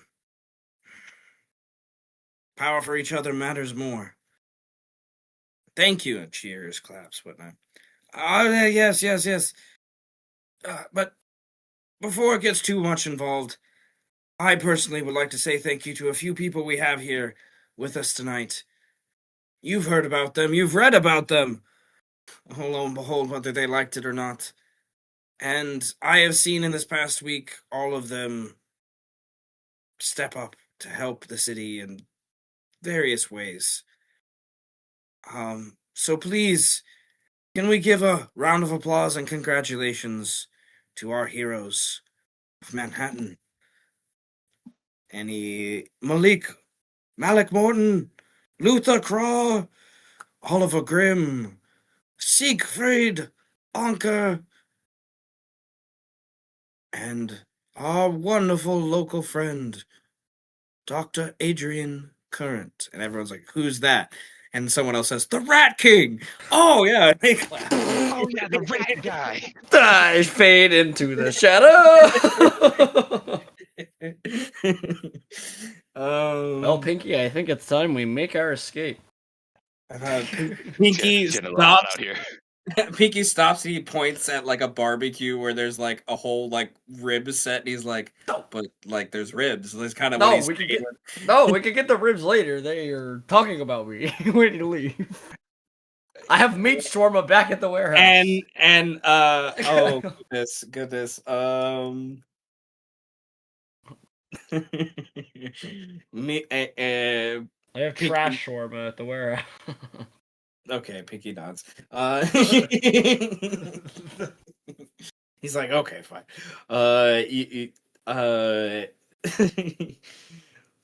So you break away from the larger crowd as they start to cheer, and they start to gather more around the front part of the stage where I imagine Father Zeke and Lori and Luther and Martin are more located, just because of Lori's connection to the whole party, if nothing else.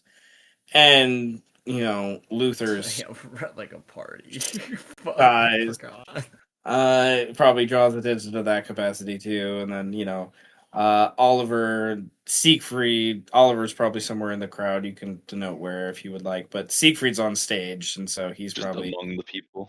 you know, and it's probably like maybe people don't immediately recognize you, Oliver, maybe a couple people here or there. It's more Siegfried and Luther who get quite a bit of the attention, from just who they are and what they look like and what they've already done, with the connections to this festival. So there's a few minutes to kind of just get wrapped up in that, and then eventually the band the Seeksford's with starts to just start up some music, and things start to get rolling, and people start to bring out more drinks, and then eventually the crowd starts to disperse, and there's some dancing and conversation, and it just kind of gets wrapped up into that in a brief moment. Where would any of you want to do or like to do with the party as it starts to get in full swing? Or are we just enjoying our time and letting time just move forward? And I don't know how well I'll be. Would no, I think it's safe to bet that anyone who's interacted with Current knows that this guy is likely the type to want to leave if he gets attention on him. That's a safe Fuck. assumption, right? Fuck. No. No. Yes. Right. So, yeah, I'm All right. gonna do he is a very like, all right, cool. They said my name. I can leave now. kind of guy. I am going to do a I don't know what I guess it would be awareness. Okay. Yeah, I'm going to do a perception awareness check to clock current. Um, it well, by your description, Dr. Current could roll a stealth check.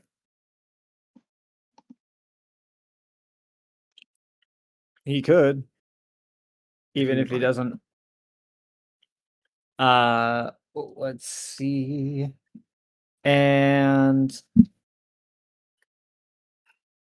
okay, well, it's a good thing I have an A in this, so I can at least attempt a reroll. Okay, that's decently better. But we're also going to invoke my core value of leave nothing to chance for 2d3. Okay, so I'm coming in then at a 9.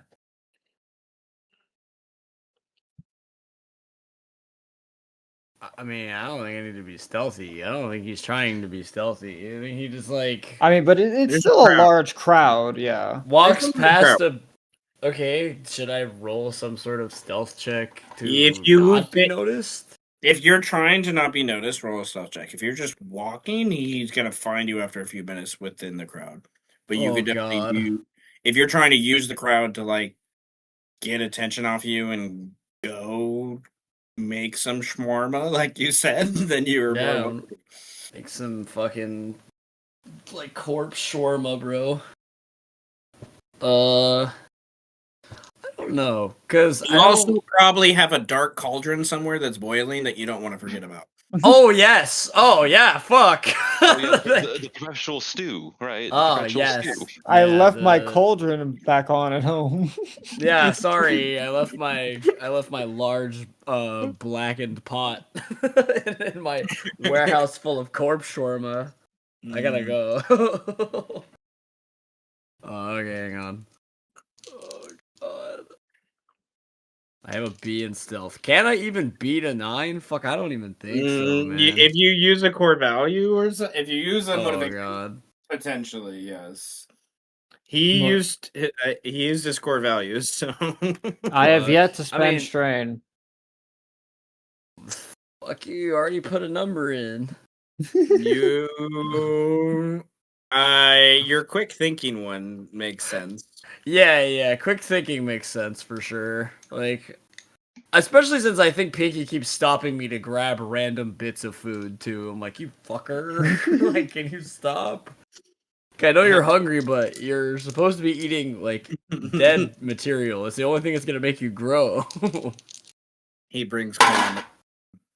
That's so bad. Okay, it's so I just bad. think Pinky likes food. I don't think he's picky. It's just I also think Pinky just likes food. I think like he is just anything that any creature would eat, Pinky would eat. yeah, and more. Which is anything. Yeah, which is- and more, And right? more. So- Like I just don't feel like I just like well he would eat what a bug would eat, right? He would eat what a Yeah. rat would eat. He would eat what a Yeah. dog would eat. He would eat what a human would eat. yeah, Well, he yeah, would eat what a bird would eat. Yeah, he would eat a bird. he would eat a bird. Yeah. You know? Alive as as it He would. screams out in pain. Oh God, yeah. I'm He just. would. Oh God. It reminds me of there's a weird creature in the Spiderwick Chronicles. My sister was obsessed with those movies when we were younger. It's the fucking hobgoblin, bro. Yeah. That we were talking about. Yeah, they I just hate randomly- that. I hate that. Oh God. My brain just had a core memory unlocked. I hate that Alex is in this call too, because that also fucking hurts my brain. It's his fault. All right. Good one. Well, if you can't hit a 9, then there you go. God, I cannot hit a 9, but I think it is very like I am like trying to kind of make myself unpresent, and then a rat pops out of my jacket and grabs like a rack of ribs, and I'm like, fuck. And I a can't person walk goes, out. "Oh my god, what a rat!" And then Uh, Luther's like, "Oh, there he is." I'm like, fuck, yeah, I'm like, fuck, I cannot walk out of here with a full rack of ribs, Pinky. It's not gonna happen. Oh, and then there's like a group of kids that are like, "Hey, it's the Rat King! Hi!" And they, "Hey, can I touch your jacket?" No, please step away from the rat, he will eat you. And he hisses at them, and they all scream and run away. And they're like, I feel like he has very Ricky Tikky Tabby vibes to me. Like, he will kill you. Yes, he Like, Yes, he like, like I don't think like- Pinky cares about like I think kids- he's huge now. Like, I Yeah. don't know how big he like Oh, is. He's in- he's a small child size, I would say. Oh In my the god. downtime, did he just get edited more? I think so. Yeah, I think in the downtime, like I said, corpse shawarma, bro. Just been like anything and everything I could Well, find there to eat. I correct me if I'm wrong. I've been packing him in. In the rules for familiar or homunculus, there's nothing that says the size they have to be. Yeah, Like, that's true. like they are your companion, Yeah. for those things. So, like, usually I think it's like implied it might be something smaller. But I enjoy the idea that the more Pinky's alive and the more he consumes, he slowly grows. Yeah, he slowly. I think at some point he will slowly become It gets like added into the biomass. like a Frankenstein. Like he might just start walking around. I might have to start calling him a guy soon.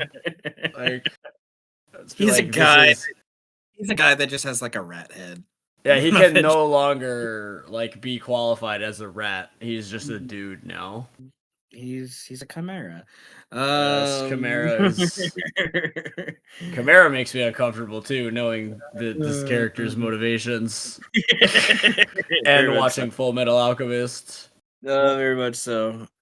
That's funny. This is the second time I've talked about Full Metal Alchemist this week. I had a long talk with a kid that's never seen Full Metal Alchemist, and I was like, "No, okay, you can't say you like anime and not have watched it. Go home and watch that.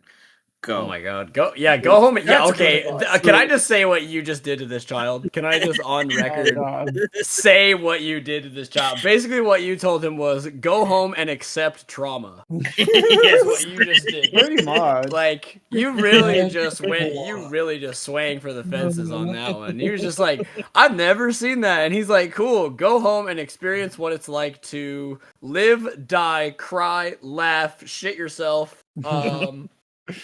And then consider life, and then go. How did I make it here? I love it. You're not wrong. Wait, didn't you do the same thing when I brought the anime club to you all those years ago? Yeah. Now anime stuff is different. The anime club, the kids are. We're doing all. I don't know.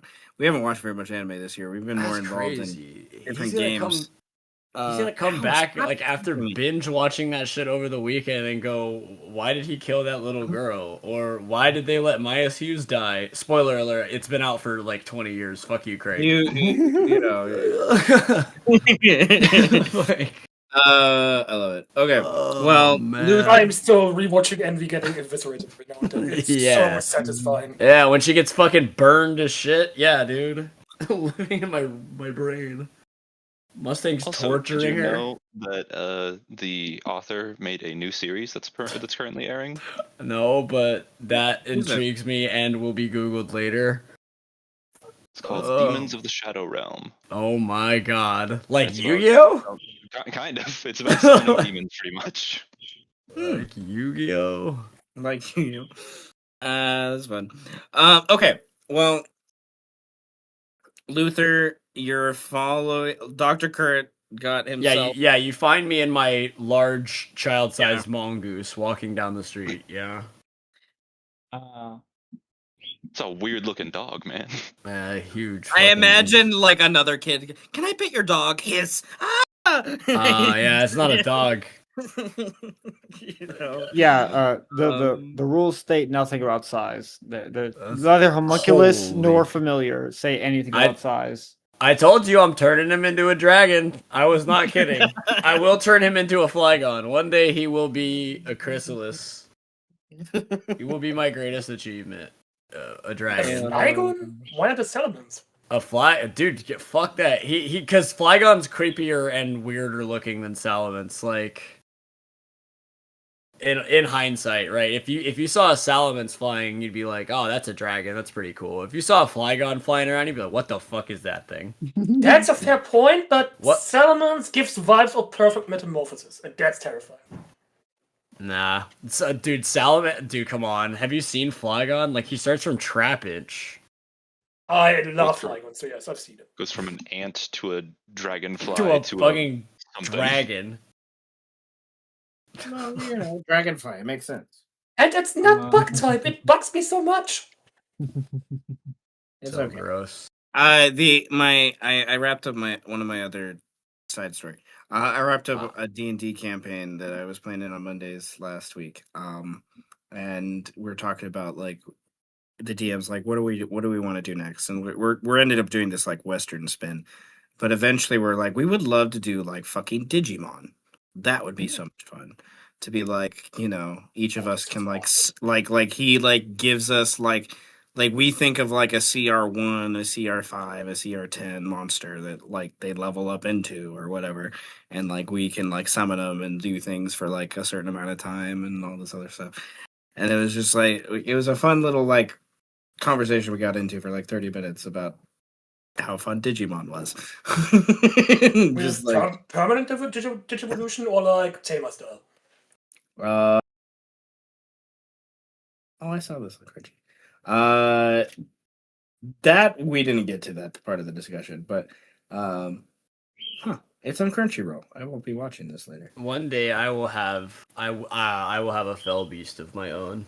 One day I will be the Witch King. I will be the Lich King, and I will have a fell beast of my own. Yeah.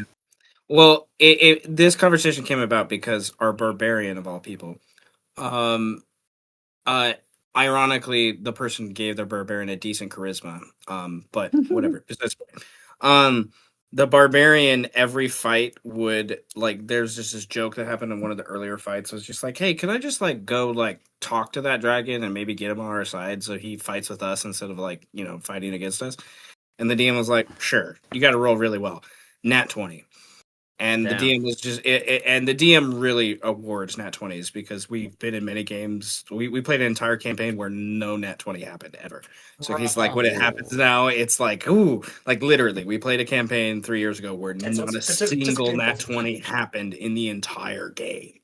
It was ridiculous. Other than him, he of course got nat 20s. None of the players did. So he rewards them. It was one of like the thing he like we do narrative things and whatnot. And he's just like, fine, the dragon is now your best friend. And so now the barbarian, every fight comes up to is like, can I tame another one? And he's like, and it's happened to where almost every time the barbarian rolls really high or almost a nat 20 or a nat 20 every single time. So by the end of the campaign, the barbarian had like fucking Yu-Gi-Oh! Like 4 blue eyes white dragons behind it. Oh my god. As we faced off versus the final boss, and the DM was just like, so yeah, this is what I gave the boss, 700 HP, guys. So I have dragons. it's just like I'm thinking of a world where there's no nat 20s because I'm remembering that episode where we were like, hey, wouldn't it be funny if we all did exercise every time we rolled a nat 20 or a nat 1? And then we just went on a disgusting roll. You guys hurt nat yourselves. 20s. I heard you guys in the background. Like, Yeah. That was bad. The one episode we were like, hey, we made a pact in the Discord about it. It was awful. We're just like, yeah, that'd be fucking hilarious. What are the chances that that'll happen like more than one or twice the session? And then it happened like literally 15 or 16 times. No, like 20 times. It was so many times. The messed up part is we agreed to do it on every full roll, not only 20s. Yeah. You guys beat a roll or whatnot. You guys kept challenging. I think if I remember correctly, at least one of you was drinking at that point. But that was me for sure. Yeah. What is this? What is this? One of you? We know who it was. Seth. You can just say it. Like, we know who the alcoholic is here. We know who it was, man. I was like, fuck this, bro. I'm not doing any more. I'm not doing any more exercise. Well, oh god. No worries, Gothic. If you gotta go, that's cool. side safe. Side anecdotes aside. Okay. Oh, you're back. Sorry, I was saying I didn't want to interrupt. I pressed the wrong button. No, you're good. I was like, I heard you, and then you were gone. It's all good. You seriously had to go just like, whoop. Safe travels, my friend. Bye-bye. Yeah, be safe. And remember, never mind. That's it. That's all you're getting. That's it. And remember. Actually, just in general. And remember. Just remember. Just remember. Till next time. Yeah, just eat it. Just eat it now. Eat what? Okay. And remember to tune in next time. Until next time. Wash your holes. Or don't. Okay. It's a preference. Luther finds the Rat King. Luther finds the Rat King, yes. Let's go. Okay. Like you're like on the edges of the party on down thing, getting away from that scene, and Luther's just like in front of you. I like the vibe from, and he like a wall because he's so freaking huge. I had a feeling that this would happen. I walk out of the door and I'm like, I am free. And then I walk into a man. I'm like, I knew this was going to happen. I had a feeling some bullshit was going to occur today. Pinky hisses at you. It matters not, and he's disappointed because every other person's run from him when he hissed. It's okay. Nice try. Nice try. I respect the effort.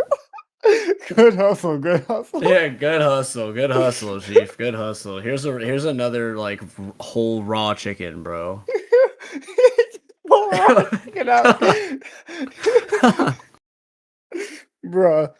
No, you pull out a dead bird on just feathers, completely still covering. He hisses, a pigeon squawks, he kills the pigeon. Yeah, it's a nightmare out here in the streets. Yes. Luther he looks at the size of Pinky, sighs, but looks back at you. You don't think it pertinent that we all take this time to reconvene, to have a conversation? Reconvene in what way? I'm confused. We have reconvened. We were just at a party like 10 seconds ago. We were eating ribs, chowing down, eating food, cutting it up. Siegfried's playing David Bowie. It's really sick. It's really good. Siegfried's on stage. I'm with my family. Haven't seen Oliver yet, and I just found you. Malik, I'm still not sure where he is. Oh, Malik's doing stuff. He got promoted. Congratulations. I don't know where the kid's at. I'm glad you're with your family. It's all really well and good. I have to get back to my work. He looks over at Pinky crunching a live pigeon. Yeah, it's very important. Yeah, how pressing of a matter that is. Yeah, ghosts and shit. You know, Look, that's another anecdote for later. Breaking character. We'll get there. Pinky pulls out the wishbone from the pigeon and hands it Oh, to you because it's nice. something you need for your brew. Oh, see, And to Wait, like wait. Oh, that confirm you're doing reminds me. important stuff. That reminds me that I left my cauldron on. I gotta go. look, neither of us want to be involved with any of this coil business, but we both know it's not over yet.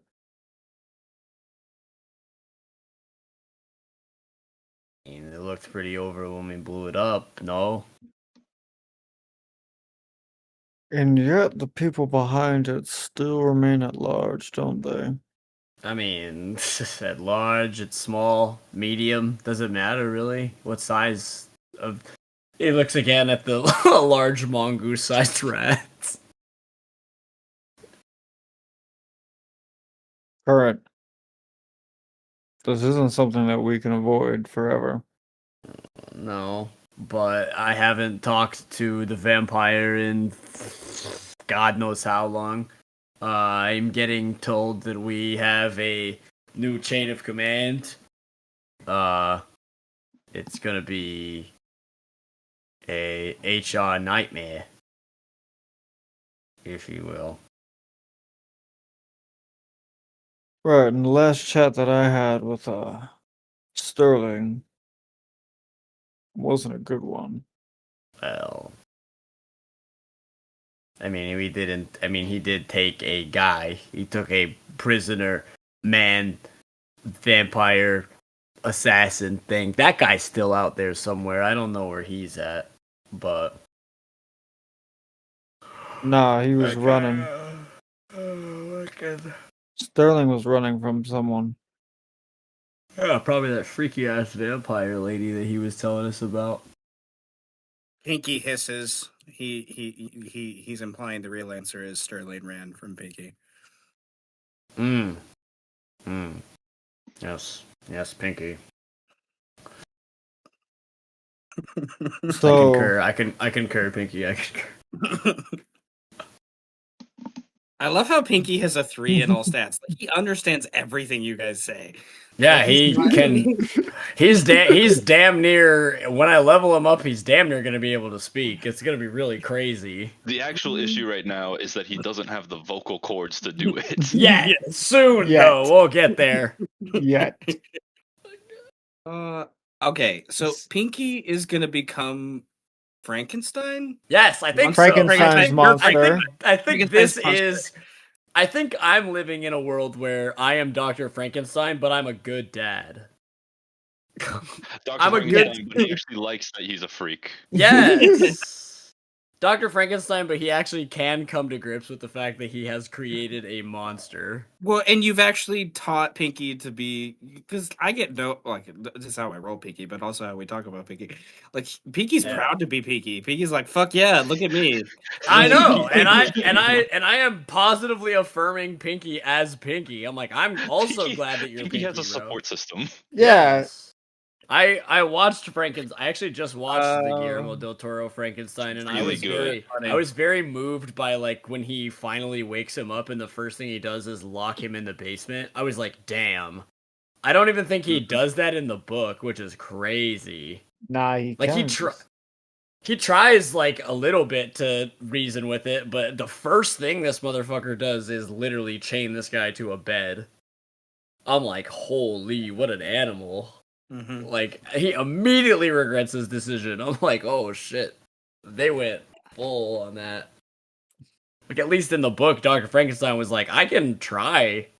It wasn't until he started, like, killing things and doing weird shit that he was like, yo, hold on. Hmm. This dude, Dr. Frankenstein, Jason Isaacs is getting pissed because he couldn't even say his name. Like, he could only say his name. One other word. You knew one word. Yeah, he's like, you're an idiot, so I have to erase you from history. No, hell no. I am positively affirming this rat. I'm like, I am so glad you are the way you are. Well, then I guess Luther would, saying how obstinate Current wants to be, would just say, "Okay, Current, fine. Just make sure you get out of Nam before it rears its ugly head again. Then." Look, okay. Hang on. That's crazy. But the first thing is that I am not. This is a time to be with the people that are not going to go on the dark, dangerous journey. Okay, and as I don't know if you've noticed, I don't have a lot of people who are not willing to go on this dark, dangerous journey from you, large rat aside. Okay, when you need me, you will call me, and I will be there as I intend to be. Right now, I'm calling you. Well, right now you should be probably hanging out with your wife and kid. If you want my personal opinion. Coming Pinky from does the finger guy, guns. coming from the guy that, God damn it, I'm trying not to laugh. Fuck.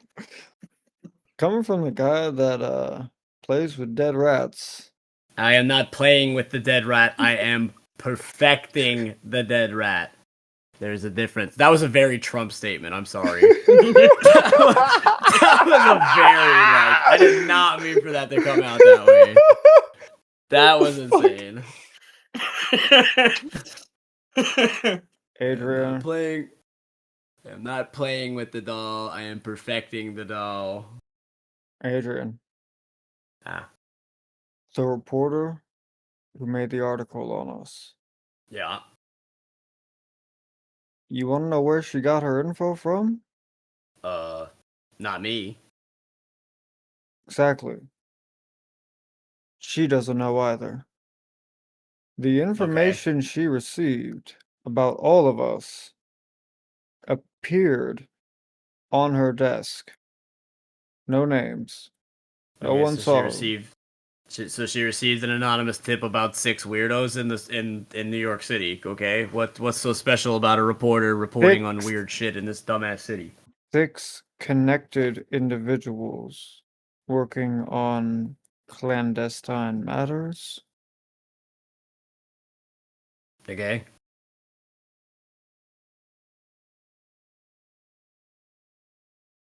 Okay, fine. She's probably well. I mean, have you seen this? Have you seen this reporter in the past couple of days? Because Yes, I have. I met with okay, her. what is she That's doing? she's freaked out because Pinky makes a weird hissy noise, and he grabs something on the ground, and he digs into the dirt, and he starts to dig in, and you eventually see him write the word Sterling. Ah. Oh. So wait a minute. So are you trying to tell me that you think that Sterling ratted us ratted us out about all of his bullshit? I don't know who Pinky gave her says that. yes. I don't know who That's what gave Pinky's her. saying.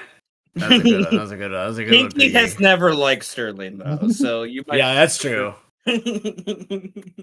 This is Pinky finding a way to blame everything on Sterling because he wants. Yeah, hell yeah. I'm down for that.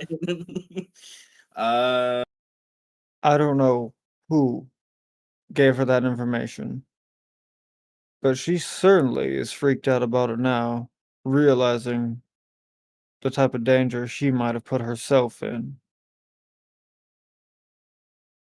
Okay, so once again we're circled back to the reporter reporting on weird shit, and now she's she gonna quit her job? Is she gonna keep reporting on weird shit? She's just gonna go back to the Boys and Girls Club? What's the status?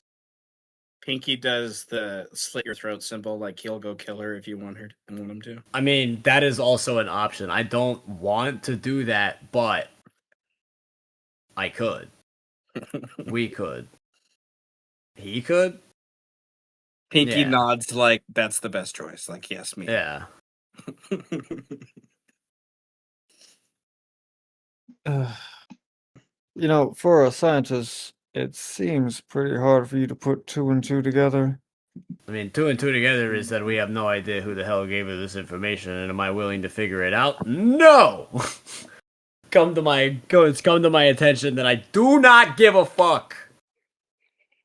People have had information about me for a long time, but you know what I do? I hide like a rat. I go into my little warehouse and I cook my bleach, and I pick up weird alligators from the zoo, and I put them on hooks so that my rat can eat them. How Pinky long? Pinky taps at you and then rubs his belly like he's ready to eat more. Now that you mentioned them, It's past feeding time. He just ate 2 minutes ago, and it's past feeding time. He needs the biomass, as you can tell. Well, oh my goodness, Pinky. if you're okay with having a target on your back and not wanting to come up with a game plan about it with everyone else, fine. So be it. I'm just saying we can come up with a game plan, but tonight is not the time to come up with a game plan. Tonight is the night. Go enjoy yourself. Live your life. Take your beautiful wife on a date. Scold your son for being an idiot. Let Siegfried play his guitar. Find the kid. I don't know. Do something. Okay? I'm gonna go do my thing, and you can do your thing. We can meet We can meet in the morning. How about that? Is that what you want from me? Do you want to meet in the morning when I haven't slept all day and I have had no coffee? When I'm even more irritable than I am now?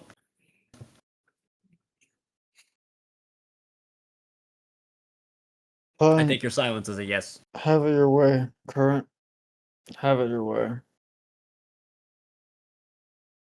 Look, I am taking your warning to be careful. That is why I am going to go to my clandestine location. He does in quotation marks. I will be in touch with you. You know where to find me, literally. And if you want to come up with a place, I can meet you anywhere. I can meet you at your shop. I can meet you at your house. I don't want to meet you at your house. That seems kind of weird for a guy like me to show up at your house. We could go literally anywhere. So do we have a plan? Do we want to come up with a plan? Do we want if you want me to, I can spend all night tonight tracking down where the vampire has gone. But looking for a vampire in the nighttime is kind of like looking for a needle in a haystack, proverbially. He could literally be anywhere doing anything. And anyone. Pinky looks behind Luther to see if someone's hiding behind him.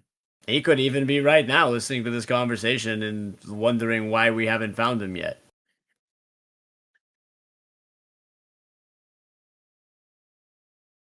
And if you really want me to go get more information, I could just go shake down your reporter and figure out and look at her note. Like, what do you want me to cross reference her notes? You want me to do science stuff? Pinky makes a zombie noise. Like, are we gonna turn her into a zombie? No, we're not gonna turn her into a zombie. At most, we'll probably turn another guy into a zombie to carry the heavy load, so I don't have to. He nods. Your warehouse tomorrow morning, then. Okay, my warehouse tomorrow morning. Tell everybody I will be there promptly. The plan as of the moment now is I am not I am an asshole, but I am a reasonable asshole. We have all been through some shit. It is about time for us to rest and recuperate and live our lives, as you say. Do you want me to go get the kid? I mean, I have a couple of places where I think I could go try to find him. Because he's not here, right? That is Brandon asking. He's not here, right? At this party? The kid? Yes. Oliver being the kid. Oliver being... I just got back. Oliver's at the party, right? Oh, he is Oliver here, is at right? the party. Oh, he is here. If you want, I can describe what he's doing, but you guys are in your scene. Look, just look, okay. Well, everybody has been through some shit with this coil business, okay? The coil is gone. It's broken. Hopefully it's broken. If it comes back up again, we'll figure it out when we get there. We have the technology to deal with that. In the meantime, go be a human being, and I will go not. As I am not very good in crowds or good at parties. It's been a really long time since I have been around so many people. Which is ironic because this city is jam-packed with people. Have a good night, Current. And Luther begins to walk away.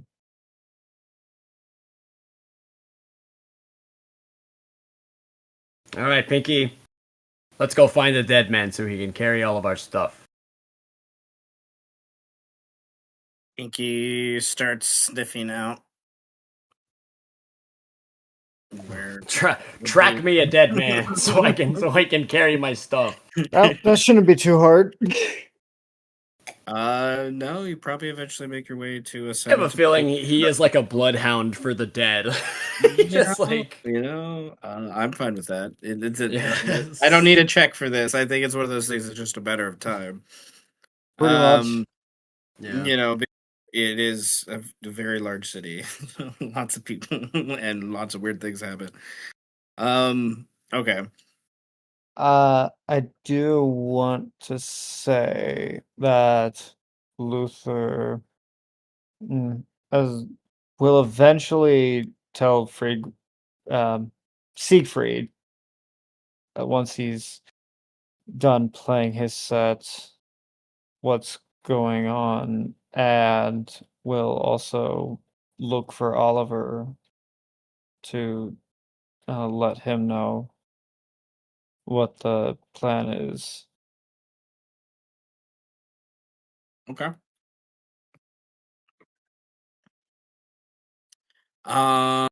Where is Oliver in the cacophony of this festival? So Oliver is similarly not great in crowds, but is attempting to play at being a regular person because that's been more or less his goal ever since getting back from, I guess, the mission. Just doing his best to kind of walk around. He's not actually talking to anyone. People wouldn't really recognize him because sure they say Oliver Grimm, hooray, thank you, but there's who like who even is that? Maybe like a couple people from school would be like, oh yeah, that guy, whatever he did, I don't know. And so he's just being that awkward kid at the party, not talking to anyone, just sort of like drifting from one place to the other, off in his own world and incredibly self-conscious, attempting to play like one of the games, just pretend the like throwing a ball to knock down some cups, one of those games.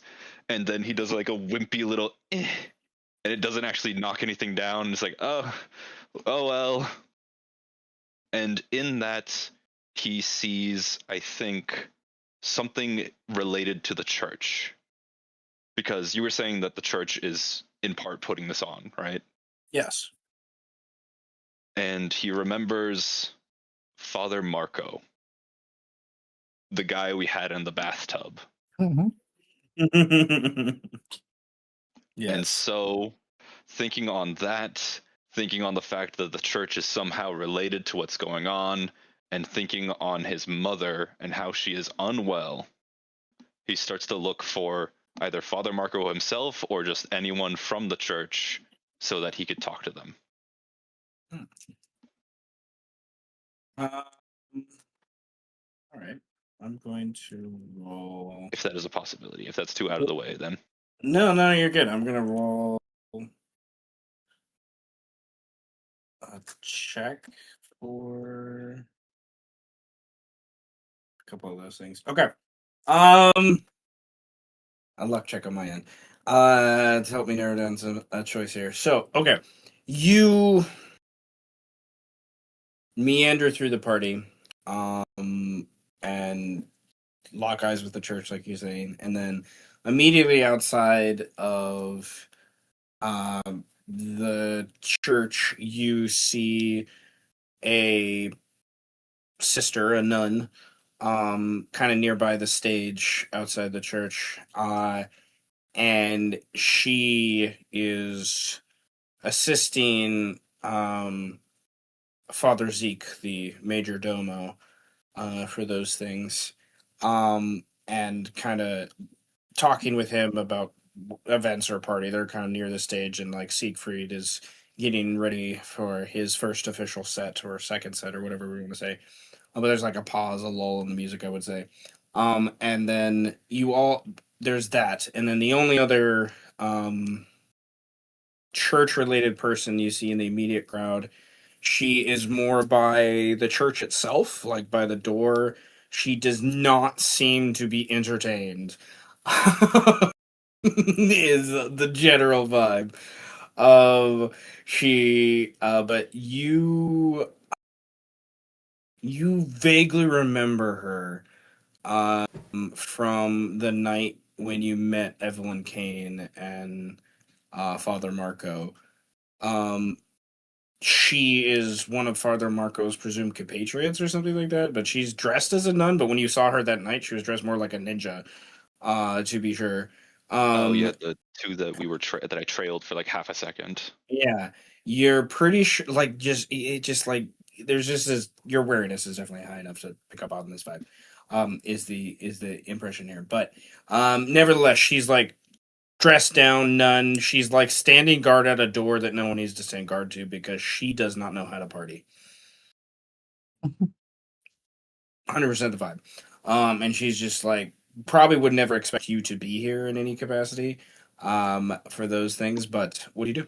You have two choices for the immediate, or you could roll a specific check to find someone more to actually find Father Marco. I can go search for him, but He's not in the immediate vicinity. And I'm But sorry, you what get was the name of the first one?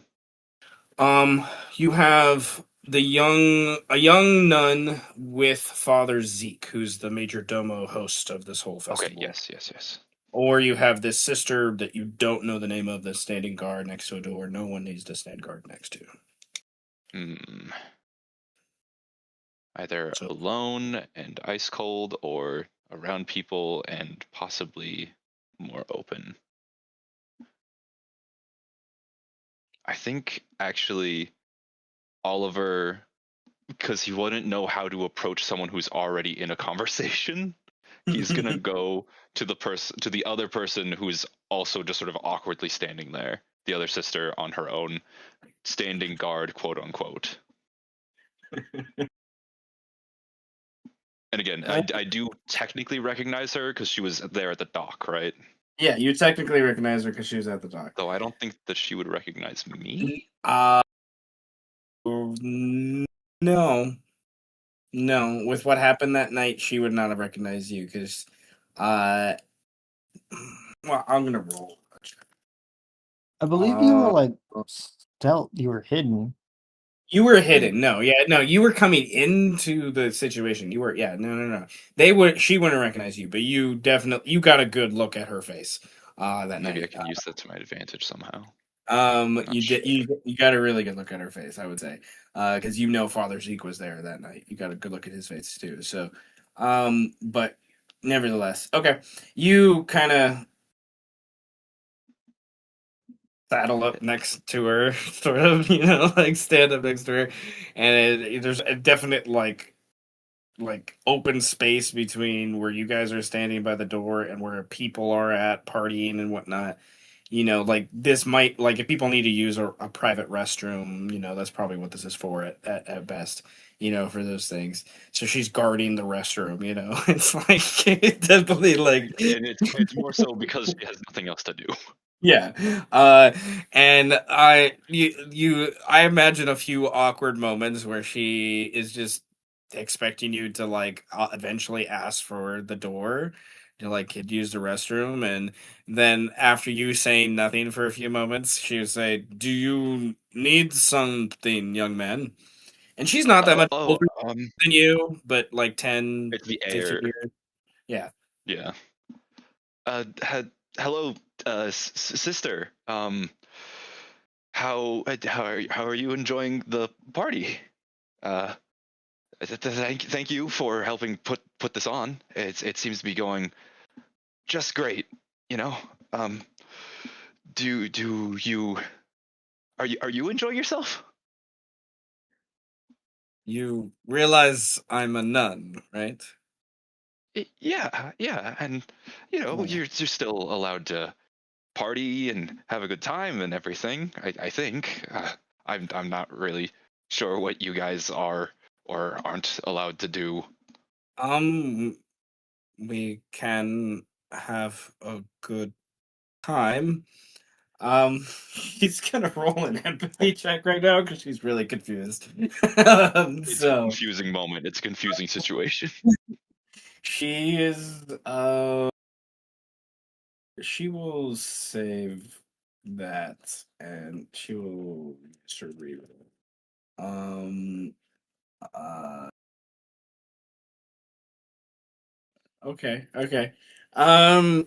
She. She. Yes. Uh.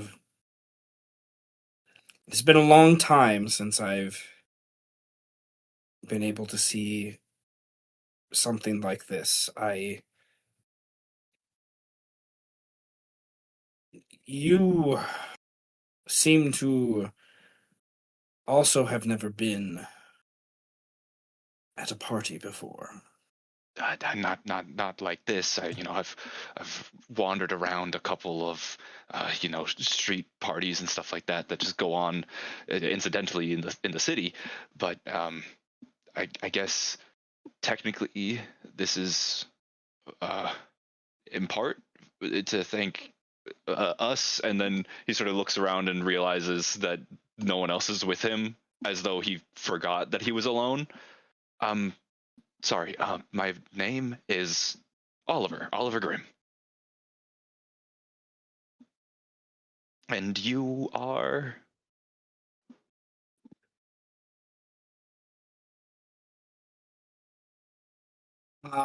She pauses for a second as she thinks after you introduce yourself, and she is not stumped, but there's a definite beat, and then she introduced herself as, I am Sister, you may call me Sister Amara of the Order of the Grey. Of the Order of the Grey.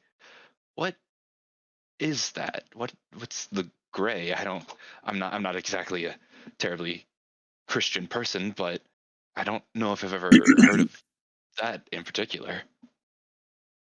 It is a specialist order of certain prayers that many have forgotten about. Inconsequential to most, but knowledge that we feel must be maintained from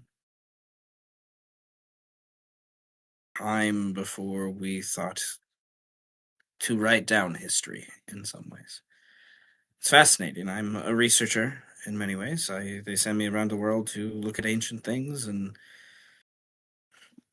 see how and why they connect to the Oh, you're a doctrine. researcher. That's amazing. So am I.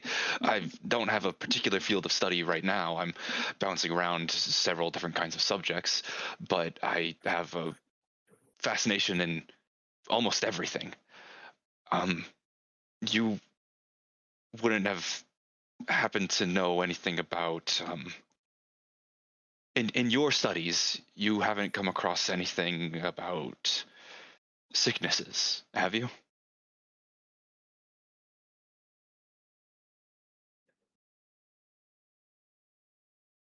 Um, in a way, yes, I have both physical, spiritual, um, afflictions can be very diverse in that way, I feel, but it is not exactly my specialty nor expertise. Um, I have more of an understanding of prophecy, I think, ancient prophecy, and how those prophecies can be yielded, I think, to other ends. Um,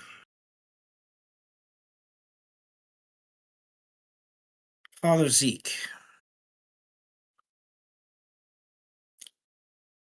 has a deep understanding of afflictions. I see. Uh, he is. It's one of the reasons why he and I work together is, in many ways. But I know from some of his teachings, at least the way you are talking about this young one, and the implications I have mentioned with my own research, it makes me wonder if what you're talking about is not.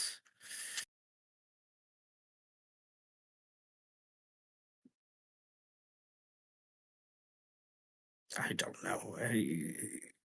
We are not talking about a wound from a weapon, it sounds like. No, We are not no. talking about a disease of our mortal coil, some would say. Because otherwise, I think you would say something about. If this was about cancer or the like, you would seek a doctor, would you not? That would be the traditional route, yes. But what can I say, sister? You can read me like an open book. It's something a bit different, something that perhaps in the past few days you too might have come across.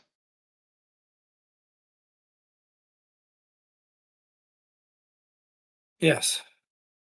The last few days have been dark. She looks at the party with like a smile, like because of that. Like she knows that she's like hopeful the darkness is over, kind of thing.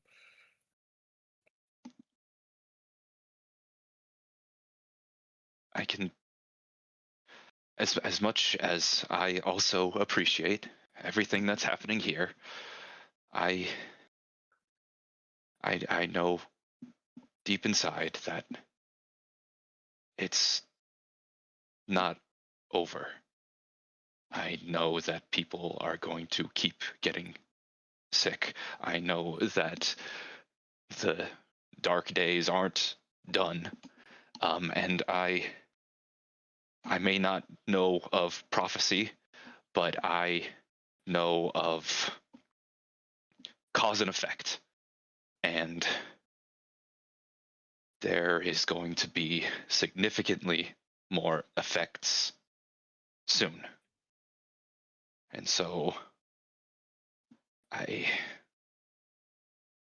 suppose I'm asking for help if you can. You care about knowledge, I care about knowledge, and so maybe we can exchange in some sort of way. I don't know exactly what yet, but I would like to know. Can you help me?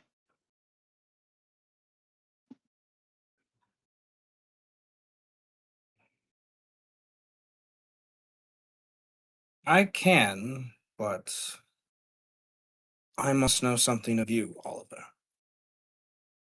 Right, right. It's usually how it's supposed to go.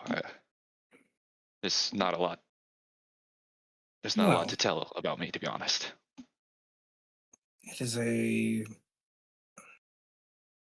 simple question, I think, in some ways to answer, but to the answer and what it means to you is often very different. I found my way to the Lord only in the last 5 years or so, and the Order of the Grey were welcoming enough to help me see through the darkness I came from and understand that there is conviction and purpose within it.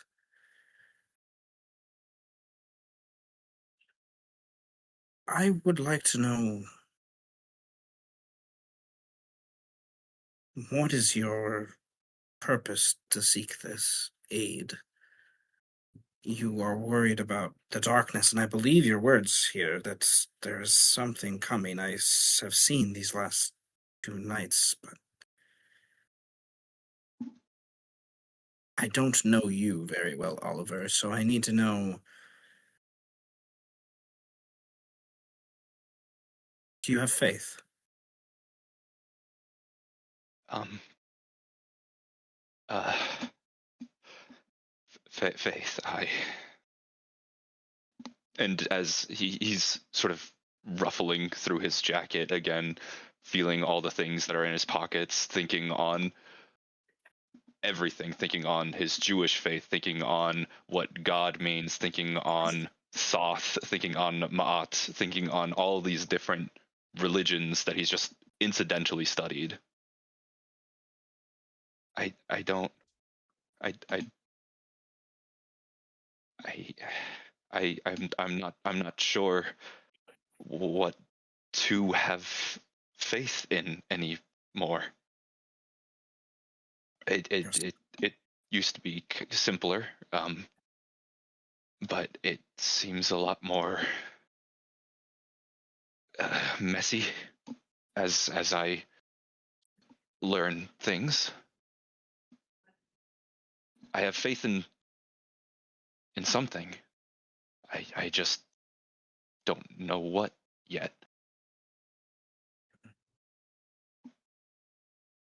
The voice will become clearer as you seek it out, my son. I know this from experience myself. I will aid you in hopes that I can help you see that faith. But understand that I will not let the balance of darkness overtake, and I will not let you be lost in it. I know that is why the Lord has given me my purpose, my... She kind of motions and gestures at herself. And you kind of see now that she's more relaxed and not as rigid, and you kind of like understand what this woman looked like underneath and without the nun outfit, not like if she was just an average person.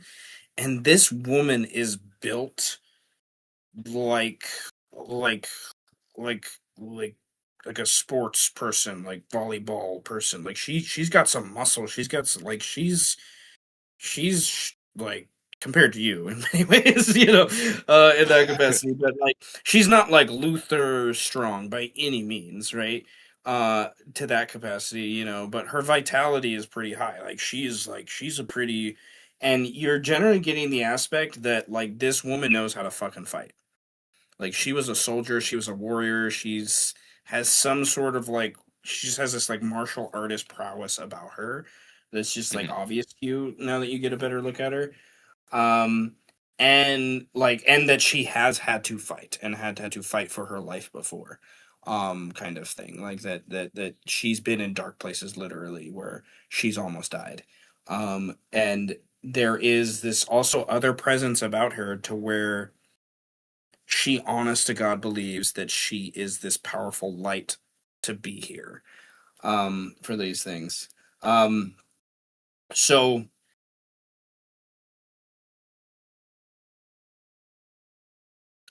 Oliver,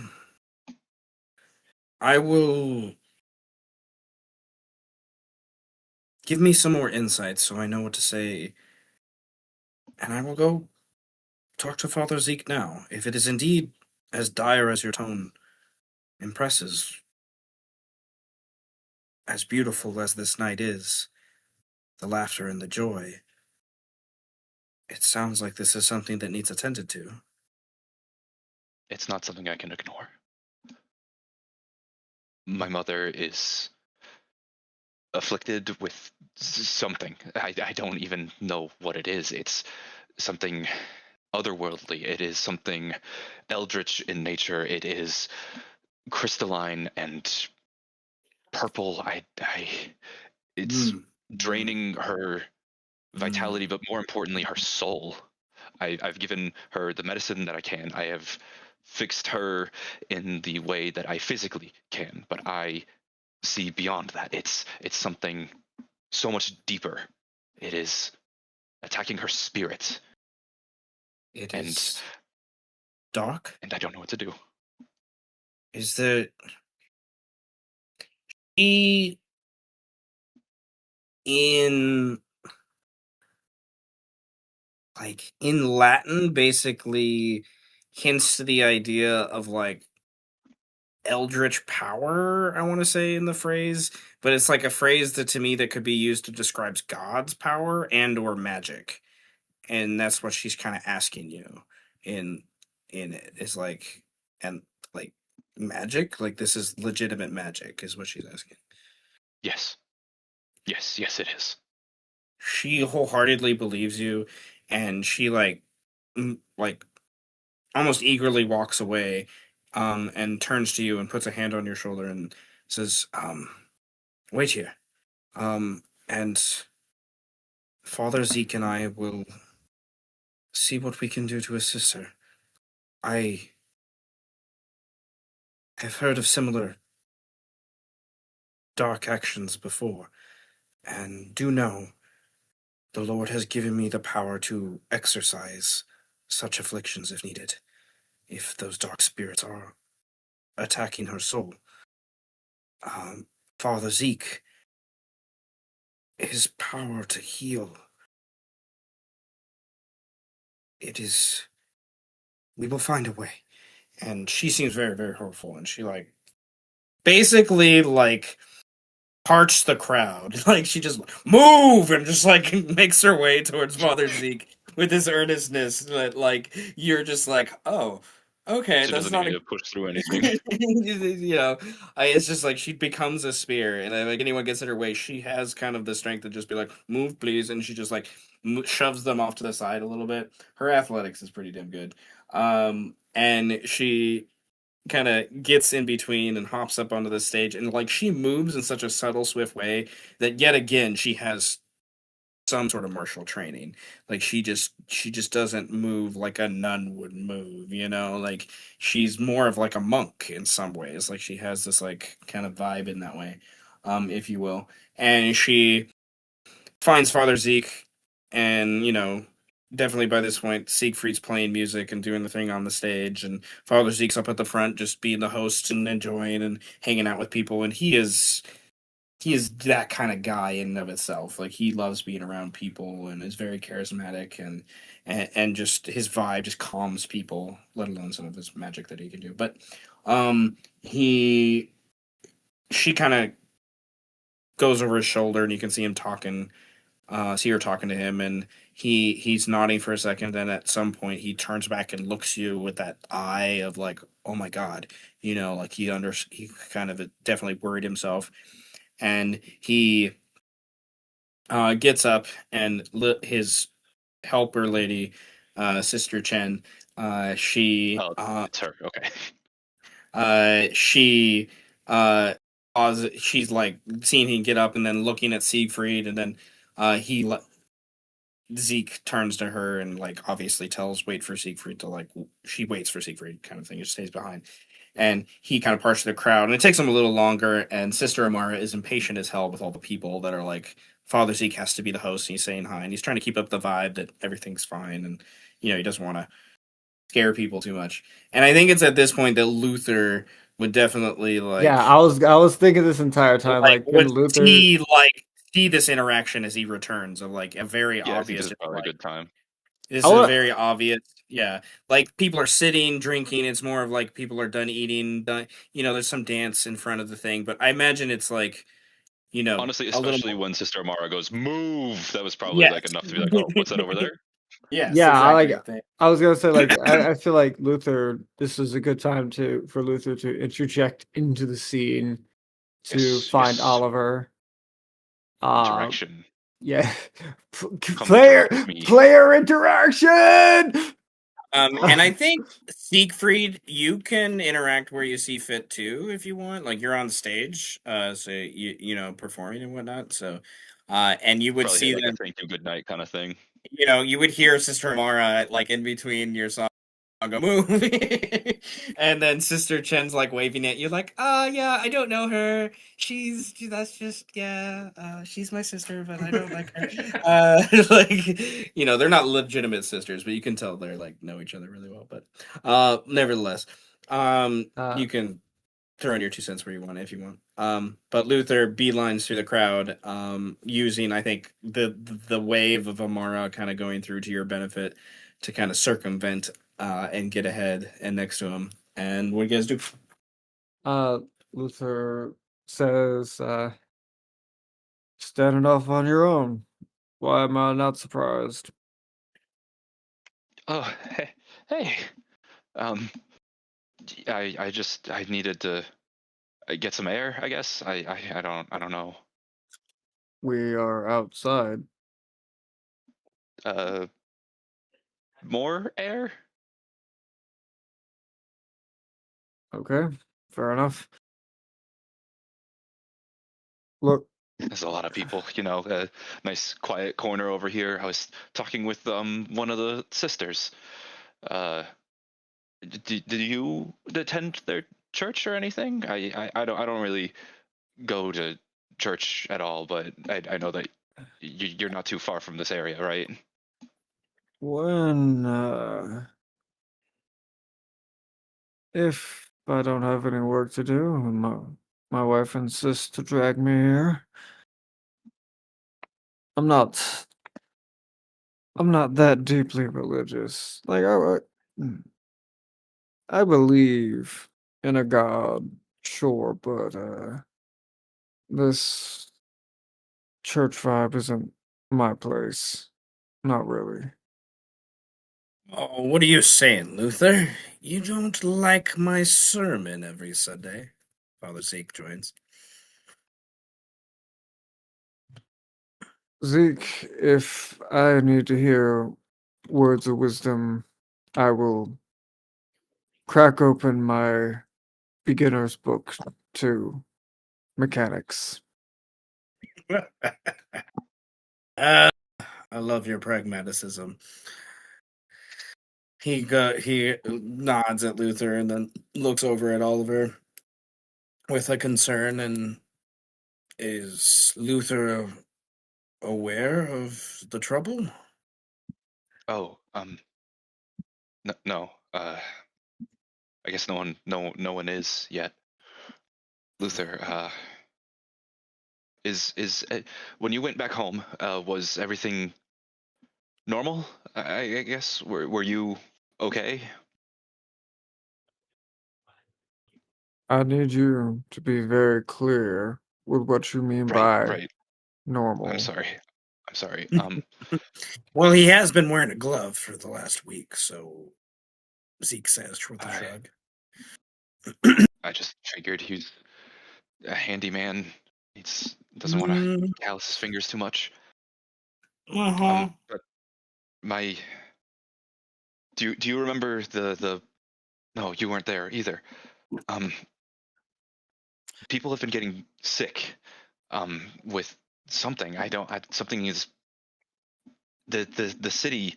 People are still getting sick in the city. It seems to be something related to everything that's been going on, and we already saw a man die in an alley because of it earlier. And I think Oliver. And Luther like gestures over his shoulder to get him to look at the crowd of people that are right. They're We clapping as Siegfried ends a song, and we shouldn't talk here. But is there somewhere that we can go that's more private? The church, my son, Amara says. Right. I'm not exactly in my Sunday best. Oh, you're dressed well enough for him. All right, Oliver. Luther. Sister Amara, let's get the next performer on. I think Siegfried and Sister Chen should be here for this as well. And where is Marco? She shrugs. I have not seen him. He might be in prayer inside.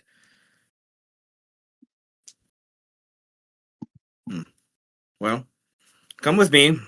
We will sit for confession. He chuckles as he walks away.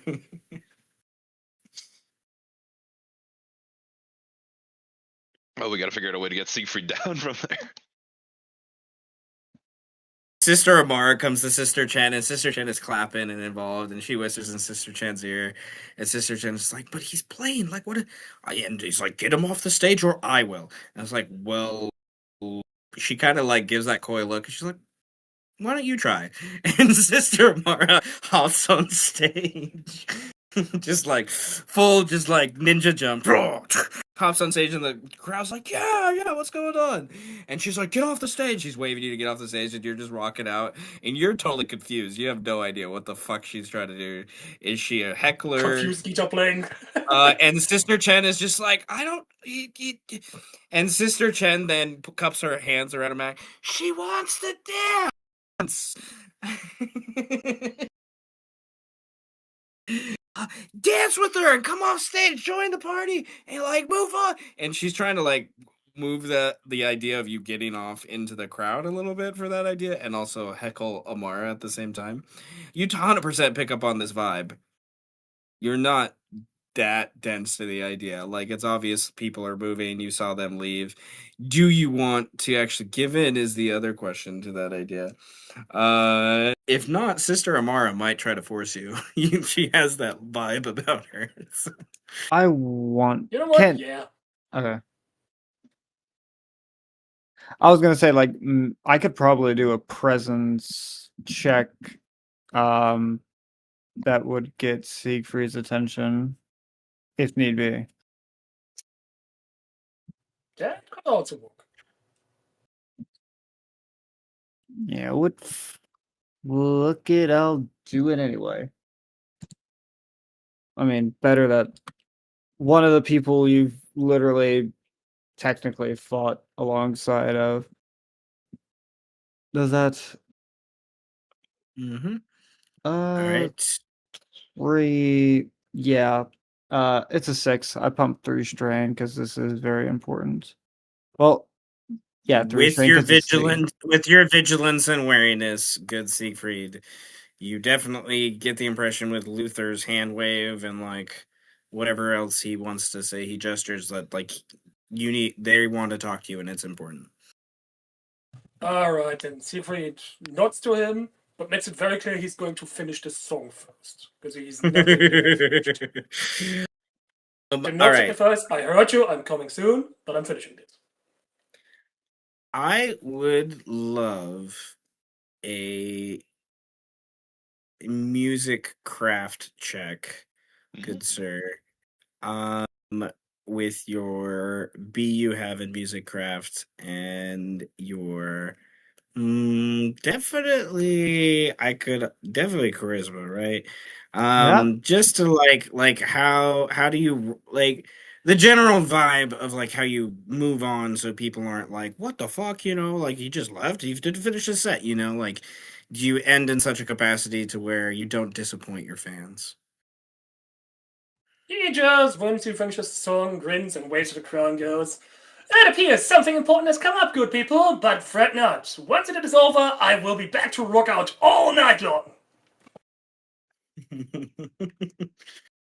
You dig into the final part of the song. Roll me. I need to click on the dice. Sweet too. Roll me the good music craft check. You have a +2 in charisma, and you have a B, so you can spend up to 3 spiritual strain, and have a reroll. It's true. If I may argue, since you're also a guitar player, dexterity? You could argue dexterity, yes. You will have a situational modifier from your accruement of joy that you've brought to the city throughout the week of a +2 as well. They've been enjoying the shit. So. What the fuck? I don't know what you did. It didn't like it. Oh. I, I have no idea what you did. our eternal slave is upset. You Please try again later. you gave it a command it did not like. All right. So I get what bonus? You get a +2. you have a +2 situational, and then you can use up to 3. If you're using Dex, then it's physical strain. You could use up to 3 physical strain. And let me just pump one into it. 5 seems like enough. 5 is enough. Indeed, it was a difficulty of 4. The crowd screams, and your last little like guitar ballad at the end is just epic and cool. And they're like, "All right," and like as you come off stage, they're like, "Come on, hurry back! We can't wait for the next set," kind of stuff. And Siegfried and Sister Chen break through the city and trail behind Luther and the others that have already kind of went in ahead of them to the church. And you have walked, and will walk, I guess, through the pews in Central Church, kind of to go to the back office priest area, where you could have a little more privacy and someone's not just gonna like walk in on your conversation. And Amara and Sister Chen kind of post up near the door hallway, one to keep an ear out, but two because the office is only so big, with all of you guys in there. And waiting for Siegfried and the others to arrive. There's a brief moment where I think Father Zeke would get chairs or whatnot if there's not some for people to sit down. And once everyone's in the room,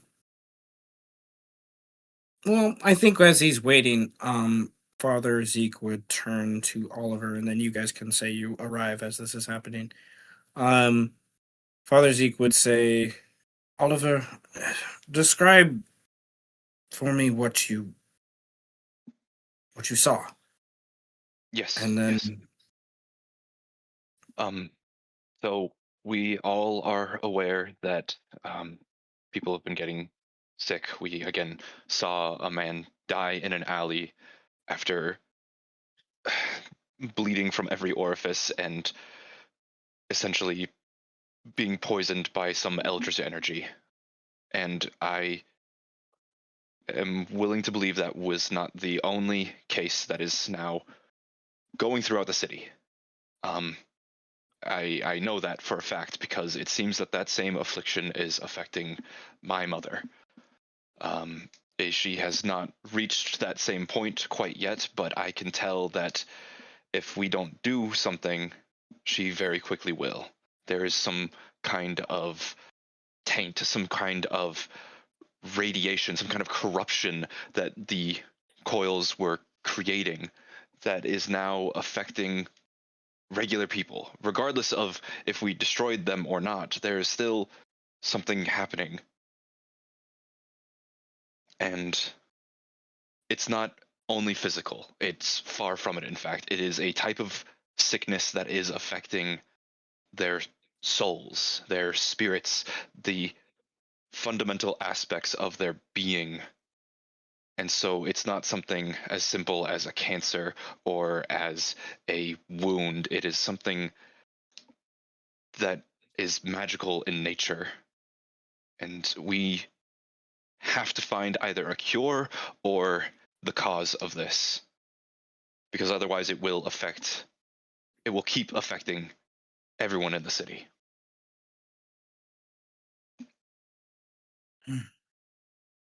we've had a handful of reports, and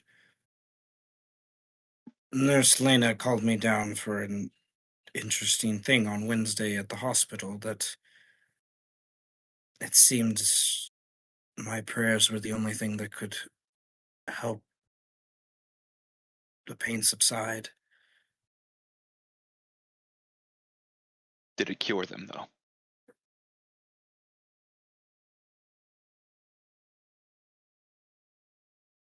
To a point, I think. I had to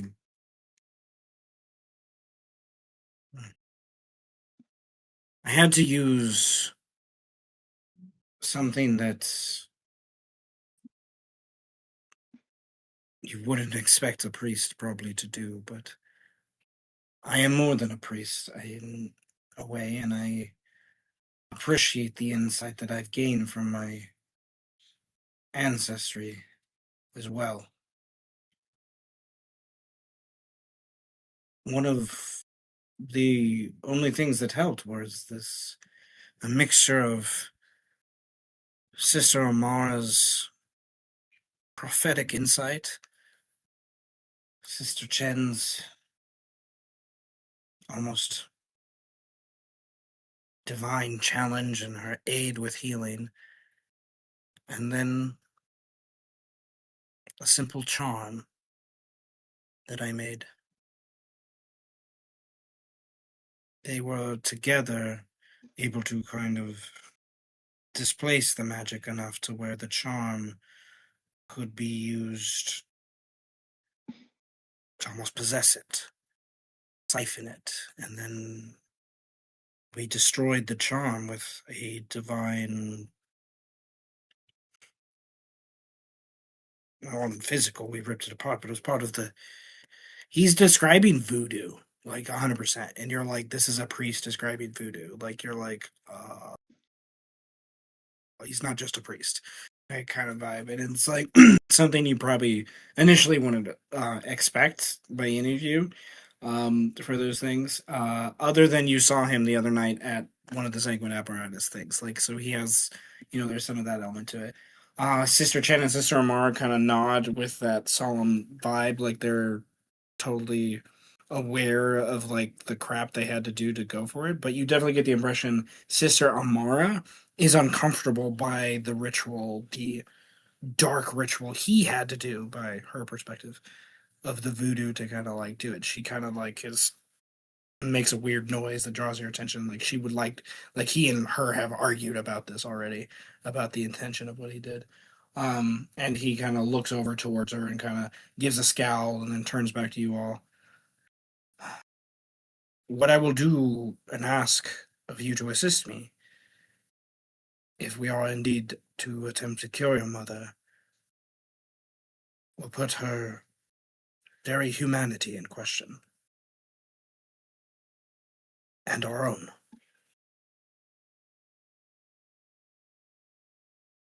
It is something that harkens more to the arcane than the divine. And with that, I ask still for your faith, because that is all that has led me this far. We should move quickly.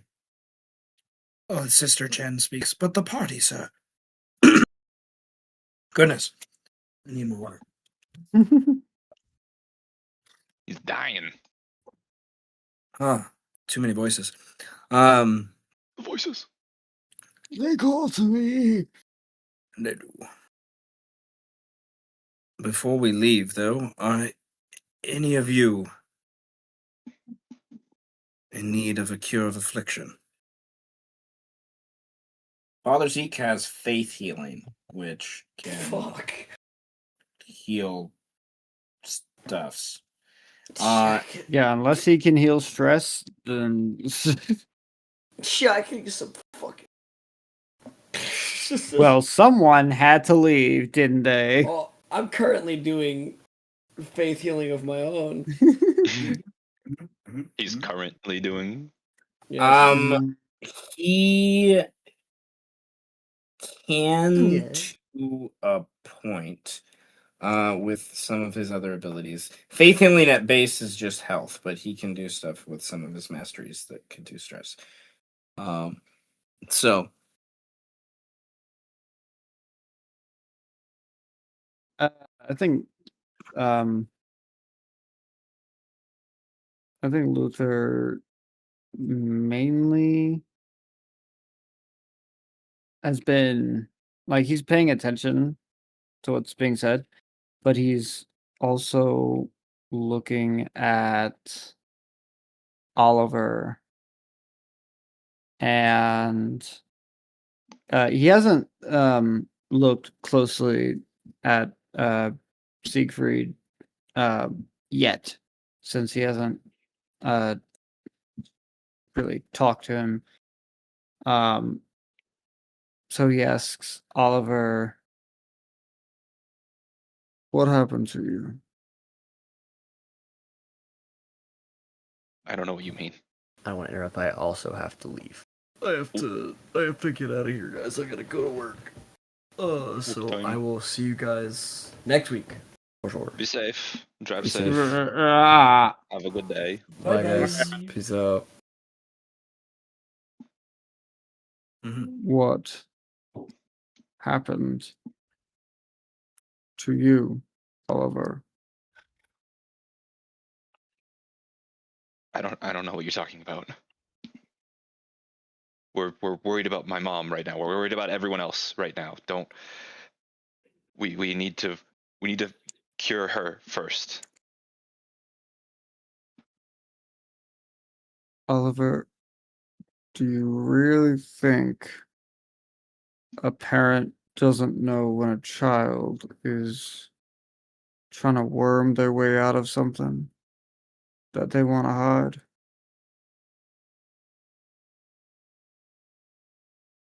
Why are you wearing the glove then?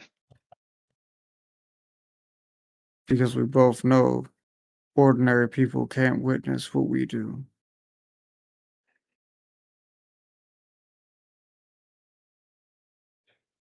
Right, right. Sister Amara, you said that you wanted faith, right?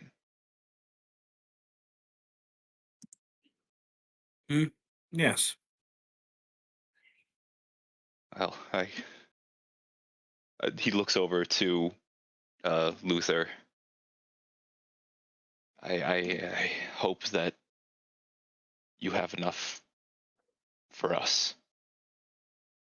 And he sort of slowly begins to like very carefully bend down and roll up his pant leg, revealing as he does it, it's almost like even just moving up the pant leg, the skin gets thinner, and you could see again the feathers like bleeding their way out. More like the way that like a bird when it first is molting for the very first time, and like the pinions are piercing through the flesh.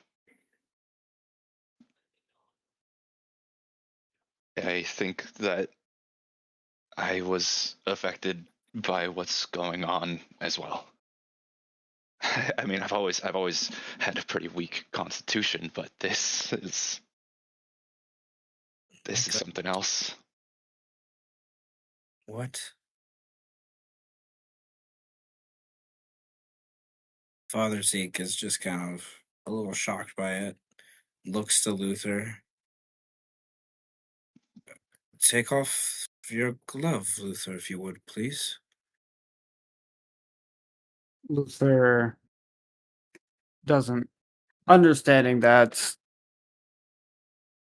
even these religious figures, I don't know why I technically did a quote unquote thing with my fingers. Uh Understanding that these people aren't normal either. Nonchalantly takes off the glove on his right hand, showing the Oliver has seen Luther's full Nephilim form, but clearly he can tell that the hand is not 100% reverted back.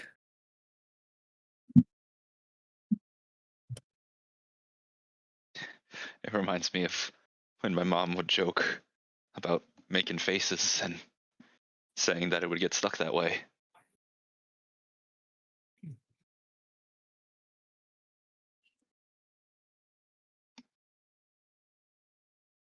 And I get Siegfried? Are you... All of you have been afflicted in some way, it seems. From being so close to what you have done.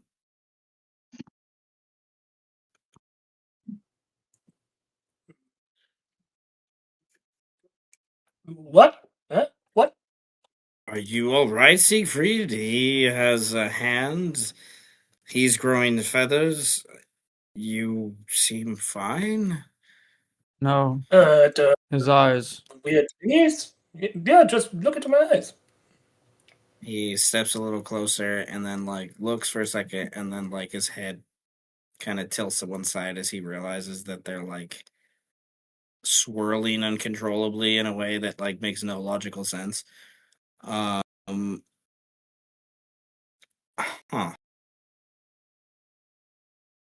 Yours seem different than what we have seen and what you're describing of your mother. It is...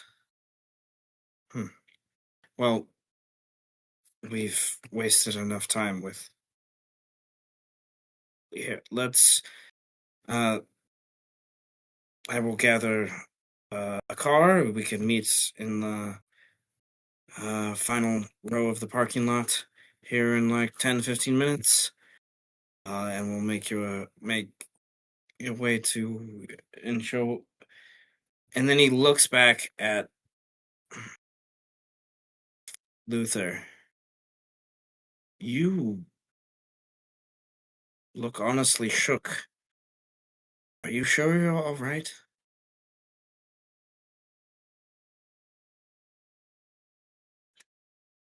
Zeke, what do you know about having a monster underneath your own skin slowly coming out? And then ask me again if I'm all right.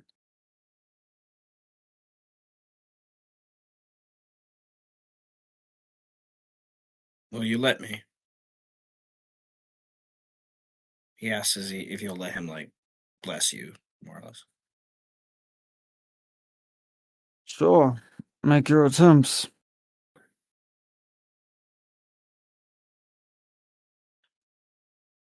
I'll do my best. He grabs his cross and necklace, but also when he grabs it, he like pulls out like another like leather wrap, and from under his shirt, there's like this little fetish charm thing. And he holds on to them both, and he grabs with his other hand the fetish arm, like pulls it off his neck in that gruff way, and he kind of snaps the leather. And as he holds on to it, there's this strong sense of like potpourri perfume, like natural like smells though, like very beautiful flowery and like nothing doesn't smell like, fake by any means. And it he speaks in a language that none of you know. I know for a fact. Um and you know it's Native American would be your guess, a Native American tongue of some sort. Um and he connects to a part of his spirit in a way that all of you can see. He is using the eldritch powers of his own soul to bless him, not just his faith in God and the Lord. And he is going to use his overload of faith healing as part of this blessing on you, spending 5 humanity to heal the target's health, clarity, and stress to full. Well, shit. And if you have any injury based conditions, to reduce the severity of those by 1. So we're also just losing all wounds. He's losing wounds. Yes. Oh, my mistake. Sorry. Yes. Heal target. He only can target 1 target at a time. For some reason, I thought it was an AOE. That would be No. overpowered. He can do an AOE sort of. Um, Can you imagine just in the middle of a fight? Just like, okay, everyone, I know we're like half dead, but now we're not. No, we're not. We're or not. back to full. It's So oh Luke- god, it's a wish. It's the full heal wish all over again. The long rest wish. You didn't have any injury-based wounds because your health didn't get beyond the track far enough to do that. So, but Yeah. your wounds are healed. Your stress wounds are healed, to be sure. And he looks to you, and you look obviously relieved. It's just something I don't think the catharsis of that feeling could be hidden very well. After how much stress damage you did take. And like an honest to God, I think also surprise, that you guys see on Luther's face as the blessing made him feel better. you know. And then once he's done, he looks to the others and says, "Anyone else? You've been through much, and if I can aid, I will do my best." I do know there's someone who could certainly use, thank you, first off. But there is someone, she might even be here at the party right now, who could use some help.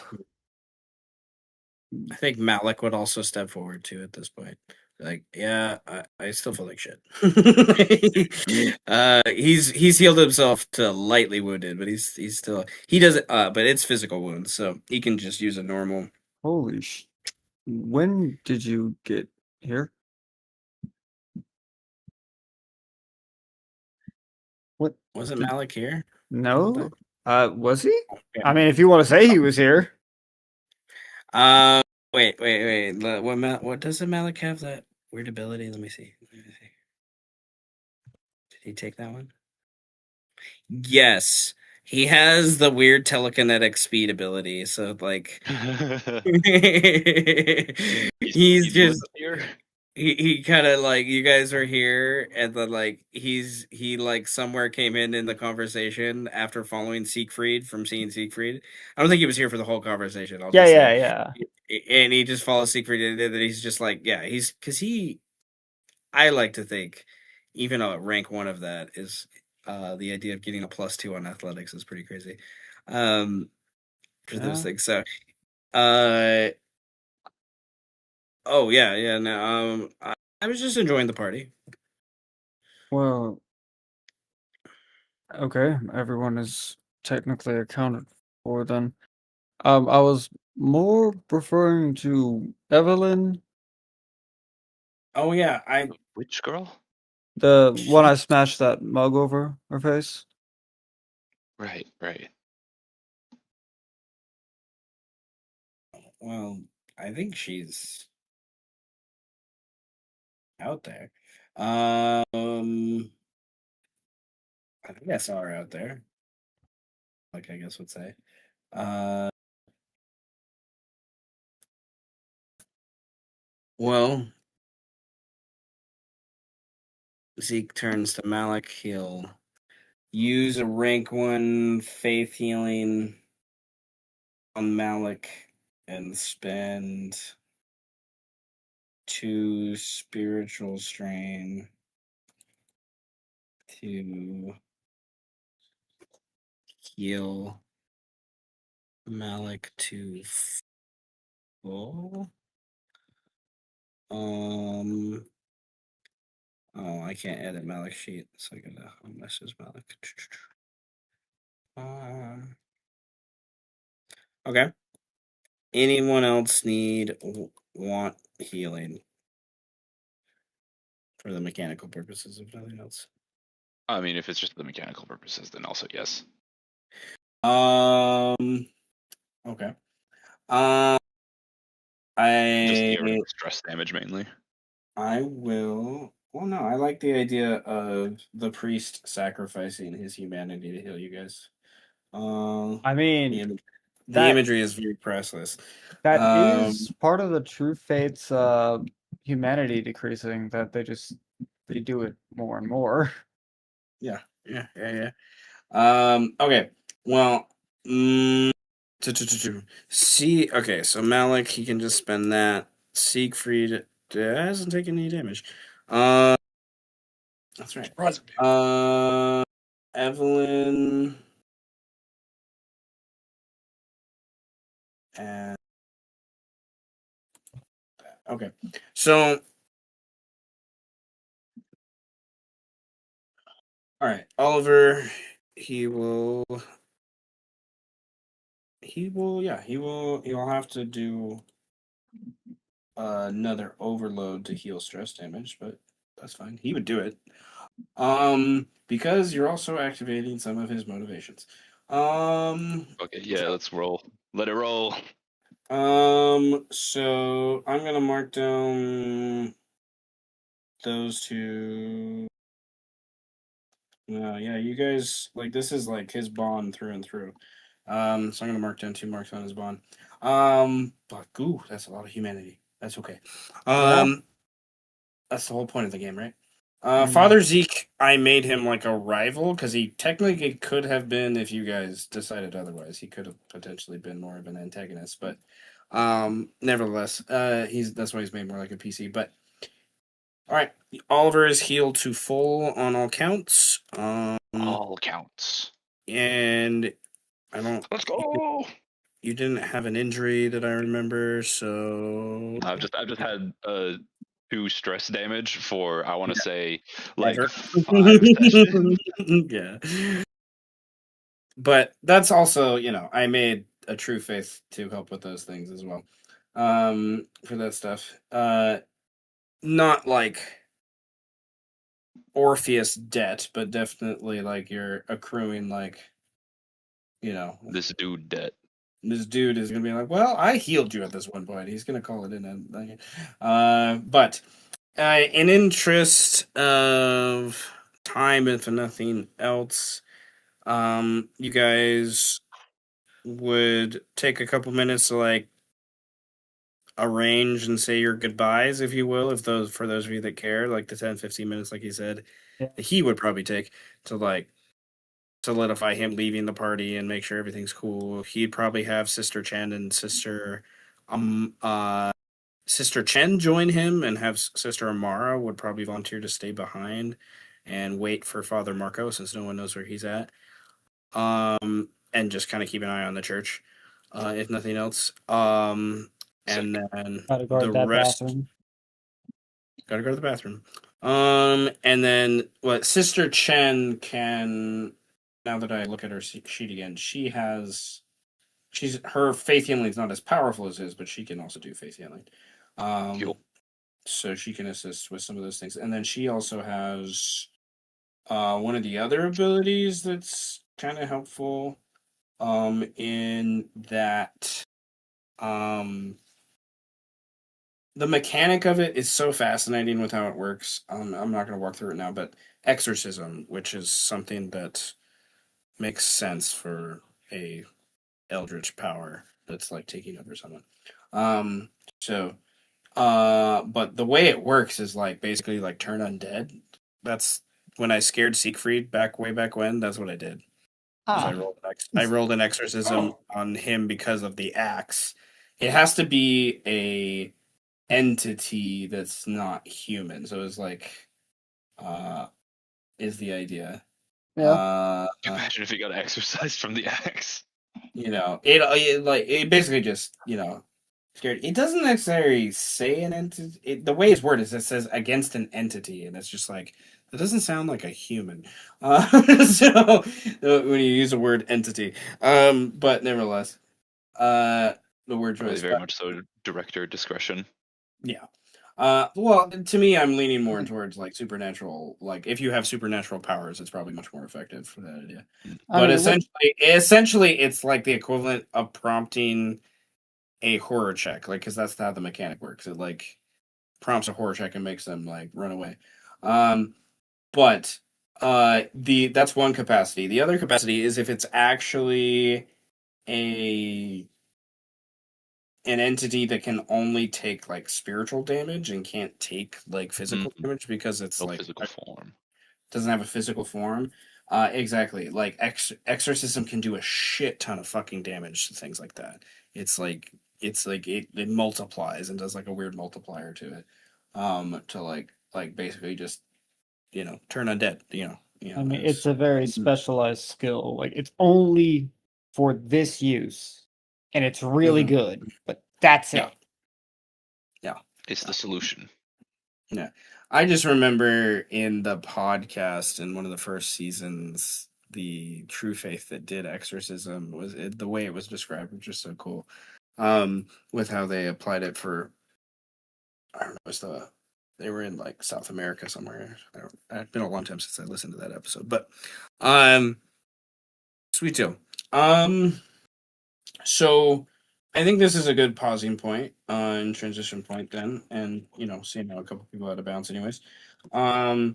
To pick up with a midnight drive next time, and back to Oliver's parents' house to try to investigate that. But I If they're want, still alive. if they're still alive, I want to add two complications that I forgot to narrate earlier because we got distracted with the cool role play. That would have happened during your conversation, and that you guys would find the aftermath of when you guys came out to church. And aftermath is just not in the aspect like there was an earthquake, if you will. It's not that extreme, but just aftermath, like what came after. But there was when the songs were, Siegfried was done. There wasn't really another performer, I would imagine, that was ready. So they kind of just put on some music. But eventually, this guy apparently came on stage. This military guy. And he made an announcement to the crowd about those that have been marginalized and displaced and gentrified by the city because of the chaos that's occurred, and you're not getting the food and resources and things that you need. There is a warehouse that's opening up at such and such place where you can get it. And people are murmuring and talking about that, and you eventually hear like the loose address of this place, and it is nearby where you guys were the other night, a week ago, where this party was. Like it's just like one of those things where it's just like it's too coinky dinky, it's too convenient that it sets off your wariness vibes, to be sure.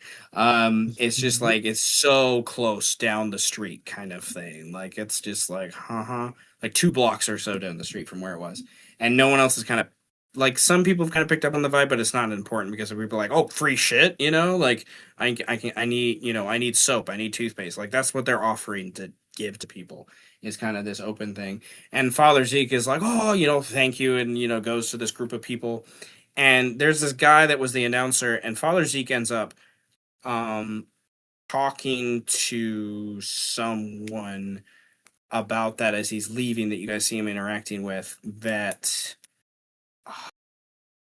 I don't know if none of you saw him, but Dr. Current.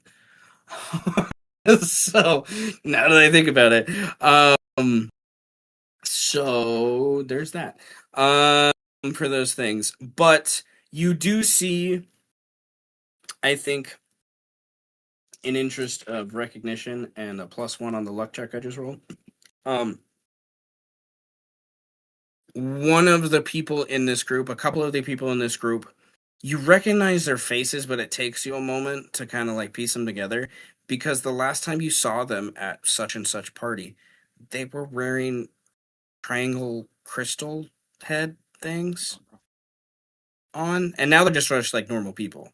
So it's just like it took you a minute to like place some of their faces. So it's not like they're they're minions of minions, if you will. Is the general vibe. Like they're not like key players, but they're obviously interacting with something related to this cult vibe. Like, and you guys pick up on it. Sister Amara picks up on it. Sister Chen picks up on it. Probably Father Zeke picks up on it too. He's just a really good schmoozer. Is the general vibe. And when he would return, he would be like, "Yeah, we're going there after we deal with your mom." Like he doesn't trust what's going on either. Is kind of the vibe. And then because that's what he's trying to do. He's been trying to set up a soup kitchen for forever and a freaking day, and he has his own situation. He's just like, if nothing else, competition. And then he's about to leave, and you guys are getting to the car, and a car pulls up, and a young deacon guy comes out of the car as very quickly. He like screeches to a stop. It's like, Father Zeke, we were hoping to catch you. Good. I'm sorry, it's rather late. And he recognizes the deacon, insert name here. He's like, what does Cardinal Bellini need this so late? Um, he, the deacon gets really quiet. Yes, here. He hands him this document, and he says, I am sorry, Father Zeke. He like walks away and he's like, "What is this?" And the guy just and like goes away. And he has this like official sealed thing from envelope thing from, and he murmurs, "From the Cardinal." He breaks, opens the seal of the envelope, and he mumbles and murmurs to himself, and then he says, "Ah, Bellini, your past you decided to bring back to the table." Instead of crumbles up the paper, throws it aside, and he looks at you guys with of, "Do you think I could hire your clandestine work to hmm, help me infiltrate a cardinal that thinks he owns the city? I need some documents." If you help us pick up a rat man on the way. Of course. You guys get into, like, I imagine Father Zeke has this like big gorgeous like Cadillac thing, um and he's obviously takes a lot of pride and joy in, and probably Luther has worked on quite a few times to help him, like, uh this classic Cadillac that he has that he's just obsessed with, like probably a dark black, um Shiny. leather, yeah, and everyone kind of piles in, so to speak, that can get into those things. And he's like, "Well, the Rat Man will have to be in the trunk." You guys drive off towards Rat Man and the others, and then to the house is where we'll go. So, Bellini sets an upsetting message, and on the drive there, he basically describe how Bellini uh, has refused his request for more funds for the soup kitchen. And it is something that he's argued with this cardinal about for months. And he's had the approval from the higher ups, but now the cardinal has decided that the money should be going to some other capacity for the church. And Zeke doesn't understand why this man hasn't learned from his past, and there's probably like a question of like why. And then I do think Bellini, he eventually would probably hint to the idea of like, well, he's a retired mob man, is kind of the vibe. So he's never walked away from the life. And settling into that idea, you guys drive away.